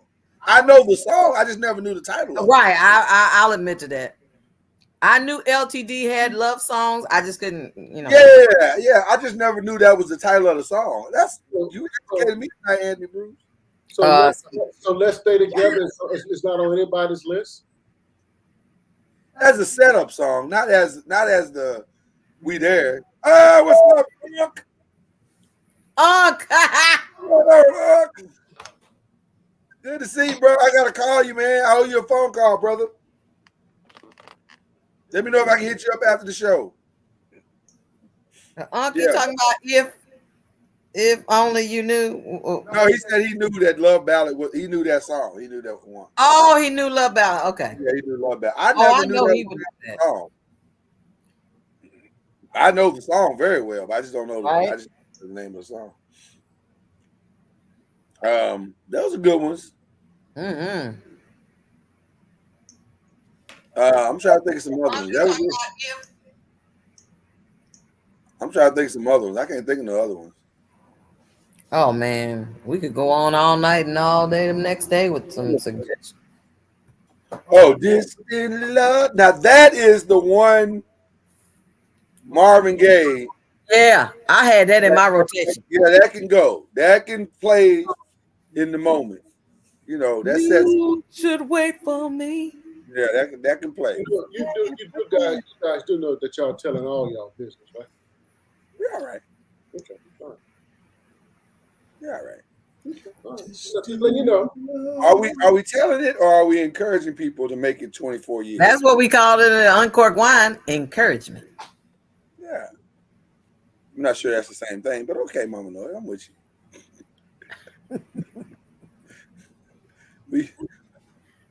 Pretty Ricky? What the hell? No, man. What are you talking about? Pretty Ricky? Nobody will play that. Love won't let me wait. Ja Rule. What about Ja Rule? Right. You might as well play. What is Love Won't Let Me Wait? Who is that? Anthony Bruce. Love won't let me. I know Luther. Now, if there's anybody. Did nobody say Freddie Jackson? Who? Did nobody say Freddie Jackson? See, my struggle with Freddie is that I didn't believe what he was singing about. Nope. I didn't feel like we was playing on the same team. No. Yeah, didn't I blow your mind this time? That could definitely get some play in the Yeah. That's cuz. Now that's cuz all day long. Didn't I blow your mind this time? Cuz you know you like that. Oh, I have no problem with the song, but you already know, where I am. I just don't understand how y'all just in there with Twinkle Twinkle Little Star with the light on 30 years. I dance to the beat of my own. I mean, do you have a fan on or something? Dance to the beat of my own drum. I don't need no artificial. Oh, he said originally that was by Major Harris. Okay. Love won't let me wait. Okay. Educators on. Mm-hmm. Billy Ocean. Anthony Bruce, you talking about that suddenly? Billy Ocean? I remember Billy Ocean. I did that song at a talent show in 4th grade. Did you really? And you won too, didn't you? The little white girl tap dancing one. Oh no. It's always racism. It's always racism, boy. Let us be great. You didn't play no DeBarge? Ooh, yeah. If I'm going to the barge, I'm either doing Secret Garden or Love Me in a Special Way. I love me in a special way. Oh, I love that song. They didn't sing too high for you. I mean, that was okay for you, Mr. Noah? No, it was cool. It was something about L. L helped you drop the panties, so it was all good. Listen, if the results work out in my favor, then it's all right. That was one of them songs you do not want to be standing around and not be on the dance floor with a slow on a slow song. Switch clothes burning with your little fast tail. Yeah. Although clothes burning got old real fast. They got old real fast. Like this, whose idea was this? Like this is whose idea was it? It was Or, the idea that some as of they y'all would say in Mississippi, because dry humping. Look, he's like, oh, okay. You weren't familiar with clothes burning? You weren't familiar with the term? No. Wow. Man, you really are country.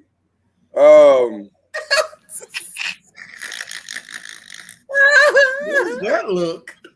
And oh my gosh. And you are where right now? Oh, won't.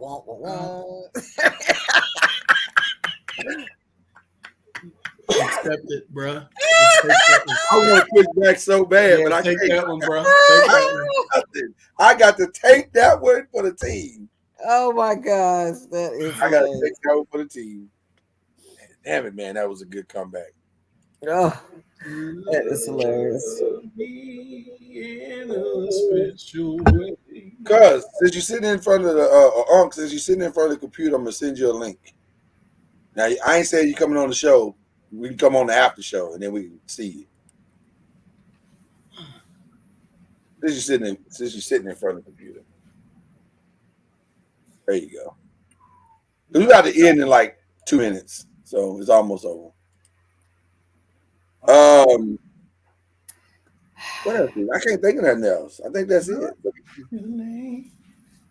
Unless y'all call out some more names and stuff. No, I think we. Why are you muted, I mean, cuz. About some Sade. See, I don't want to have suicidal thoughts while I'm in club. I want to. You know what? Love me some Sade and some Rachel Farrell. That was screwed up. Was it? I love Sade. But what about that other girl that did commit suicide? That's some good love music. What's her name? Come on. Are you talking about I see a picture in my mind. I can't remember her name. Hyman. Phyllis Hyman? That's who I saw. Right. Shake said Anita Baker. We didn't say nothing about Baker all day, every day. Anita Baker can get to play all day, every day. Every day. Okay. I like Phyllis Hyman. That's I some like good music. She just didn't. She wasn't around long enough for me to enjoy her. What you expect? Yeah, well, I'm just saying you can't really put her in heavy rotation when she ain't got nothing. Oh yeah, after 7. Now after 7 gets played. Oh my gosh. Yes, sir. After 7 gets played. Ready now, or not. Now, Baby I'm For Real is a remix too. After 7's version of Baby I'm For Real is a remix, right? I mean, yeah, you gotta correct us on that because I'm pretty sure Baby I'm For Real is a remix. After 7's version is a remix. Oh, I believe it. I don't know who did it first, but I'm pretty sure it's a remix. But they sang that thing. After 7 could sing, boy. Them niggas could sing. You guys don't have Dionne Warwick in your playlist? Hell no. And that's our soror. The originals. Thank you, Unc. I knew you. What song would you put with Dionne Warwick? The moment I wake up. Nope. And I put on my makeup, but no. Nope. No, Walk On By. Nope. No. Not if you're trying to get them to stay. The song starts, if you see me walking down the street and I start to cry. Why would I put her in my rotation? Keep walking. No, she doesn't get any play. Human Nature's too fast to be on a love remix. That's a setup song. It depends on where you're trying to get and how fast you want to get there. Yeah, it's a setup song for sure. I didn't realize Marvin Gaye produced. Boy, I'll be knowing. So if y'all got a playlist that lasts an hour, if y'all got a playlist that lasts an hour, y'all be up in there playing around for an hour? We might be. We're very adventurous. House is not a home. I'll be honest with you. I didn't love Dion's version. You know what? Dion was amazing as a songwriter. Like her songwriting skills were flawless. That's not Dion's song. No, Dion did do it originally. She didn't write it though. I'm pretty sure she did. It was written by that white boy. Burt Bacharach? Yeah. Well, shout out to the late Burt Bacharach who passed this week. It was written by Burt. I thought Dion wrote that. But she sang it. That was before Luther. Right. She sang it. I just didn't love her version. But Luther, when he did his version, I was like, oh, okay. Yeah. I agree. That means you're talking about Raphael Sadiq, Anthony Bruce, if that's what I'm seeing. Or O'Brien. I don't know what version you talking about, me and you. That's the first one that comes to my mind. Or Jodeci. Tony. Oh, that's you and I. And then, okay. No, you and I was Stevie Wonder. There's a You and I by Jodeci. Yeah, we don't count that one. There was a You and I by on Good Times too by Michael. Michael sang that. That was Michael. Yeah. Michael put but they both got it from Stevie Wonder. Michael put that song down there in the sheet. They both got it from Stevie Wonder. When I was a kid, I thought that was Michael's song. I think we all did at first. You know, then your mom and them educated you like that's Stevie Wonder saying that. That ain't. Y'all done gave credit to that little boy. Yeah. But his little gay self. Yeah, I didn't believe him either, but he sounded good though. Much like Freddie, much like Luther, he sounded good. You just kind of went with it. Okay, listen. Again, check us out tomorrow night, y'all. We're gonna have a ball. I promise you, it's gonna be good. We're gonna be commercials, performances, all that. It's gonna have a ball. Y'all don't want to miss it. It's gonna be a lot of fun. And then we'll be back on Monday. No, the 5 will be Monday because we'll have a lot to discuss about the trades and Super Bowl and all that stuff on the 5. We'll be back on Tuesday. So we'll see y'all on Tuesday. We're talking noise. Okay. Love y'all. Peace. We're talking noise.